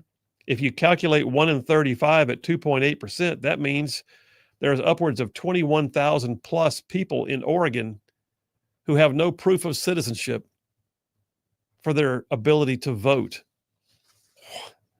Why? It's not hard. It's really not. It's not even scary. It's really not. But then you got Texas. Come on, not Texas. No, not Texas. Texas does things right for the most part, don't they? Generally speaking. But Ken Paxton, Attorney General in Texas, said this past week on Thursday that he's investigating more than 100 potential non-citizens who were suspected of casting more than 200. Hang on a second. You got 100 non-citizens casting 200 ballots. I'll let you do the math on that. That's the problem right there. That's that alone. Not only are they not supposed to be voting in the first place, they vote more than once. Good Lord. Good Lord. Paxton's news release said most of these cases involved Harris County. Really? His office is also investigating possible instances in Guadalupe, Cameron, and Eastland counties. Bottom line is Texas has about 11 million voters casting ballots. So this is not like it changes all the elections, But I will remind you guys what you heard a little while ago. Not everything is a presidential race. Not everything is a U.S. Senate race, but they all matter. And they especially matter to the candidates and the supporters of those who are putting everything they got into it, whether it be for a city council or, I don't know, state auditor or something else that you don't always think about. A state legislative race. I know one guy, I served with him, Tom Watley from down in Auburn. Tom Watley lost his reelection bid to the state Senate by one vote. One single vote. Not 1%, but one vote. That's amazing. But listen, the thing keeps going from there. I've got a piece right here from Fox that also came out last week. There's a pro-Trump legal advocacy. So let's make it sure it's right up front. It's a pro-Trump group. We get that. It's called America First Legal. It's a legal advocacy nonprofit group. They do great work. It's calling on the Federal Election Assistance Commission, the EAC, to begin requiring proof of citizenship for all federal voter registration applicants. What they're saying is we have an executive order issued by President Trump that, is designed to preserve and protect the integrity of American elections. Yes, we do. What we're saying now is, hey, if you're going to be the Election Assistance Commission and the president has ordered it, maybe you ought to start doing it. So yes, the portion of Trump's March executive order, though, calling on the EAC to amend the national voter registration form was ultimately blocked by federal judges. Go figure. But in the petition, the group argues that even though the legal challenges and their resulting injunctions are still being adjudicated, it does not mean they cannot do them. I'm just saying, voter rolls are a big deal. Big deal. Scott from Russellville texted in. By the way, if you want to text in, 833-687-4448. He says, did you ever have the privilege of seeing Robin Williams and Jonathan? See, that's what I just said a minute ago. I was telling JP off air. He was. It was amazing. Robin Williams and Jonathan Winters going. So Jonathan Winters was Robin Williams before there was Robin Williams. Jonathan Winters had a kind of a drier, slower style. Robin Williams was frantic almost but they were both improv masters. And Jonathan Winters used to have this late night show. And one of the funniest things he did was he would go up into what he called the attic. And the attic had all kinds of things laying around. And it was just there for him to do improv with. He would walk around the room and he'd pick up a sword and suddenly he'd be pretending that he was in the Civil War. He'd pick up a box. He'd make something out of it. Whatever. The attic had all kinds of things. It was amazing. Were you about to say something? No, I gotta check him out. I haven't seen much Jonathan Winters. Jonathan Winters and Robin Williams. If you watch that, you might not want to eat while you're doing it because you'll laugh so hard you'll throw up. TL from Huntsville, dating back to that dipper we did earlier about the Russia collusion illusion, says, I only want people in handcuffs. I want working cameras in the cell. I not only want people in handcuffs, I want working cameras in the cell blocks. No doubt. And don't let any Hillary Clinton staffers anywhere nearby either, by the way. I think I missed a couple of texts here early in the show. Let me scan down real quick. Yes, I did. Connor from Huntsville said, he was talking about my movie descriptions. That's right. We got off on it. For those of y'all that missed hour number 1, we had us a bit of a moment where I had to chase a few movie rabbits, some of the best Westerns ever made. And he does point out correctly that the Magnificent Seven is actually basically spun off from the Seven Samurai. It's true. It was. It's absolutely true. And how you've seen that in the Avatar and what was the other one you said? Oh no. You're on a different wavelength right now. Sorry. You went with Dances with Wolves. That's what it was. That was the one. Yes. Dances with Wolves can be found everywhere. Yeah. Dances with Wolves is just like if you look at The Last Samurai, that's just Dances with Wolves in Japan. If you look at Avatar, that's just Dances with Wolves on a foreign planet. Just saying. Dances with Wolves is everywhere. What else we got? Adam from Athens talking about Kevin Costner said The Guardian is one of Costner's best movies. Yes. And there are Coast Guardsmen everywhere who were glad they finally had their own Hua movie. Every Coast Guardsman says, that's the best movie ever. That's because it's the only Coast Guard movie out there. I'm sure I'm going to get a few responses to that, but it was good. It was really good. Stephen from Athens, gave me a thumbs up. He said, I'm sure the heritage of the famous Rainbow Division is besmirched by the use of the rainbow. What are we talking about here? He liked the message from a while ago, months ago. This is a long, okay. That's okay. Stephen, texting me back after something I texted him a long time ago. Jeremy from Moulton says, just checking to let you guys know I'm still a right side ruffian through and through. I moved to second shift. I don't get to watch you live very often, but keep up the good work. Jeremy, we're glad you're still out there, brother. Thank you so much. And then Kevin from Huntsville points out that another great Western is Rooster Cogburn. Yes, indeedy. And then Jeff from Indiana, who's probably going to call in a minute, goes, hey, Phil, do you know how many desks you own? Yes, I do. But I'm not telling. We're taking a break. Phil Williams, Right Side Radio. Y'all stay tuned. We will be right back on Robin Williams' birthday. There's 18,000 police jurisdictions, whether it's sheriff's office, municipality, whatever, across the nation. 3,100 sheriff's offices. We'll never hit all of those jurisdictions. Been any one of those particular ops that sticks out in your mind as one that just stayed with you, you saw or understood? No, not necessarily. I wasn't on this op in particular, but I was working it. One of our other guys was on it, and we set up the training and did it. But this guy, after they arrested him, showing up for a 14-year-old girl, they found that he had he had video and images of him having sex with his own 18-month-old daughter on his phone. So we ripped the phone. We had that. So now we have a child pornography production and distribution. And the feds adopted that one. Obviously, that's. And I hope he went away for a while. Yeah, he did, and that's the only reason I can talk about that case, because its disposition is over. I want to say it was dealt with probably 2 or 3 years ago. So you helped them actually build the case to make it that's what we're doing. We're admissible in evidence and everything else. Yeah, so our goal was to teach them how to build a solid felony case. Let's use state of Alabama. That's where we're sitting, and it's easier for me to memorize. State of Alabama, we're looking for 13A6, 122, 124, traveling and solicitation of a minor with electronic device, and then 152, 13A6, 152 is our human trafficking charge. You were actually part of that when getting that legislation passed. Recently, a couple years ago, went down with a couple other representatives, Miss Donna Givens out of South Alabama, and got some wording in that legislation change to better help us utilize the human trafficking law for attempted human trafficking. Right, these individuals believe they're buying believe they're buying a 14-year-old, or let's say they're selling, a 12, 13, or 14-year-old to one of us. They believe they're going to sell a child. They're selling it to a law enforcement officer. We're able to roll those individuals on an attempted human trafficking now, because we just changed the wording a little bit. So we work on the legislative side I don't believe in adding laws. I don't think we need to add anything. We just need to, use what we got. You're familiar with that as a legislator. And sometimes hone what we have. Absolutely. To make it match what we're trying to do. As technology grows, we've got to grow as well. So that's what we do.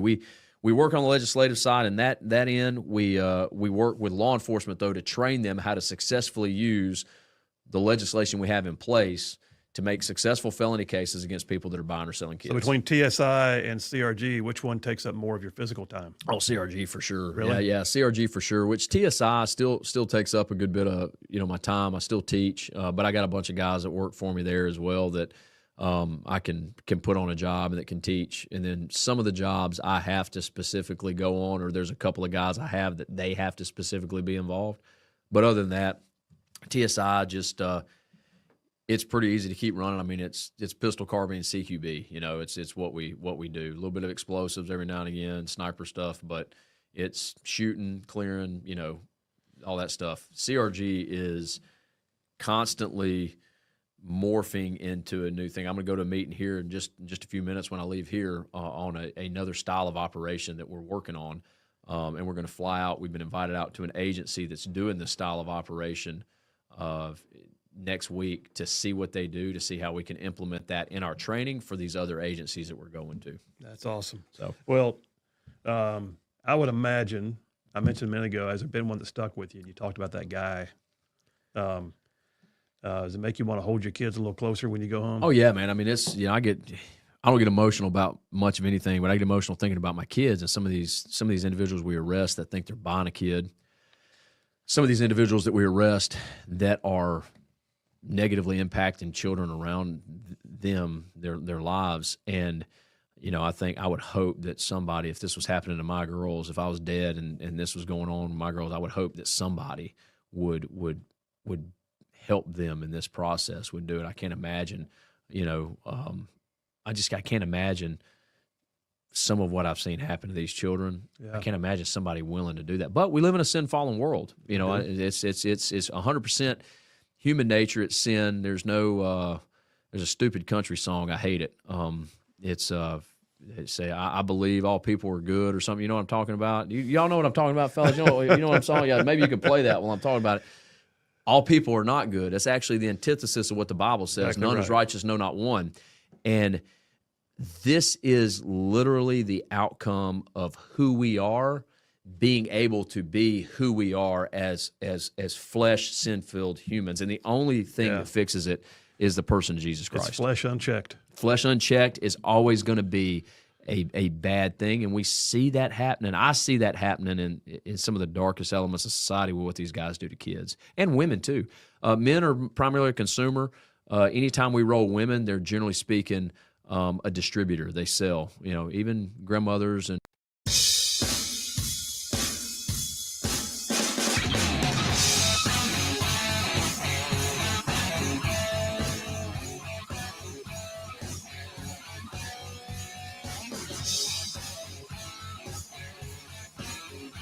And we are back. Phil Williams, Rightside Radio. Solid, conservative, and just plain right. Making common sense like a superpower. Just saw that Thomas from Athens said he saw Robin Williams in Huntsville about a year or two before his tragic passing. Said it was kind of risque, but it was very funny. The hour-long interaction filmed of Misters Winters and Williams is also amazing as they play off one another. It is. It's absolutely. It's like nonstop madness. And they respected each other so much. You could tell Robin Williams had a deep respect for Jonathan Winters, who had come, well before him. Was already senior in his years when they did that bit. Hey, I'm going to the phones right now. You know why? Because Jeff Rowe from Indiana is on the line. What's up, my Jeff Rowe? How you doing? Are you hiding some desks so that they don't audit you on that? What is your fascination with desks? It's a Dale Jackson thing. Dale calls Andrew Sorrell the auditor of desks. I don't know if you remember because when he knows how many desks there was. I don't know if you remember how when Jim Ziegler was the auditor.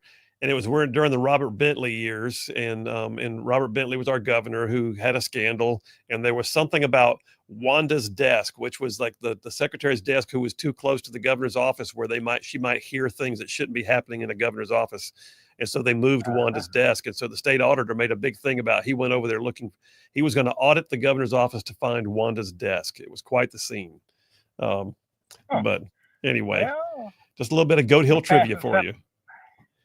Passing something interesting right there in Kentucky. A car flipped up on its top, but it looked like everybody got out. Oh, you're okay. You just changed gears on me. I thought you were auditing cars. All right, I see what you're doing. Auditing cars now. There's one car flipped over into Kentucky. Are you all the way up and back in Kentucky already? I'm in Bowling Green. My word, dude, you are flying today. The stars have aligned. Pretty good. It's been raining crazy up here too. It's really flooding. Well, what do you think about? I got two of them for you today. One was Russia collusion. The other was True the Vote on the election integrity issues. What do you think? Well, we're doing Russian collusion now. Okay. Since there isn't probably there's no way you can go after these people as far as Barack Obama there's probably no criminal activity, so to speak, other than collusion and some other things. I don't know if there are any laws against it, but I think that they should lose their immunity from prosecution, from being civilly prosecuted, and Trump should sue them to the last penny or whatever for defamation of character and all kinds of things. They could probably get on that. You know what else? Had a woman that said he raped her and can't even tell him where she was or anything else, and got I forgot how many millions off of that. So like 74 million. Obama and them. I think they should basically come and take everything but their house. Well, there are certain things they can do. First of all, they are open to civil if they can find that it was outside the line of scope of their duties, although they will argue this was in the line of scope of their duties. The other thing you can find, though, is treason. You can find conspiracy to commit treason. You can find conspiracy to subvert the office of the presidency. You can find lying to Congress. If all these things play out like that, then you certainly have criminal activity. But then on the civil side too, at the very least, they could face administrative action. They could lose their pensions. They could lose their coverage. It's just, you know, it's no fooling. The kind of things that they could face are pretty legit. Without even being in jail, they could still face some consequences.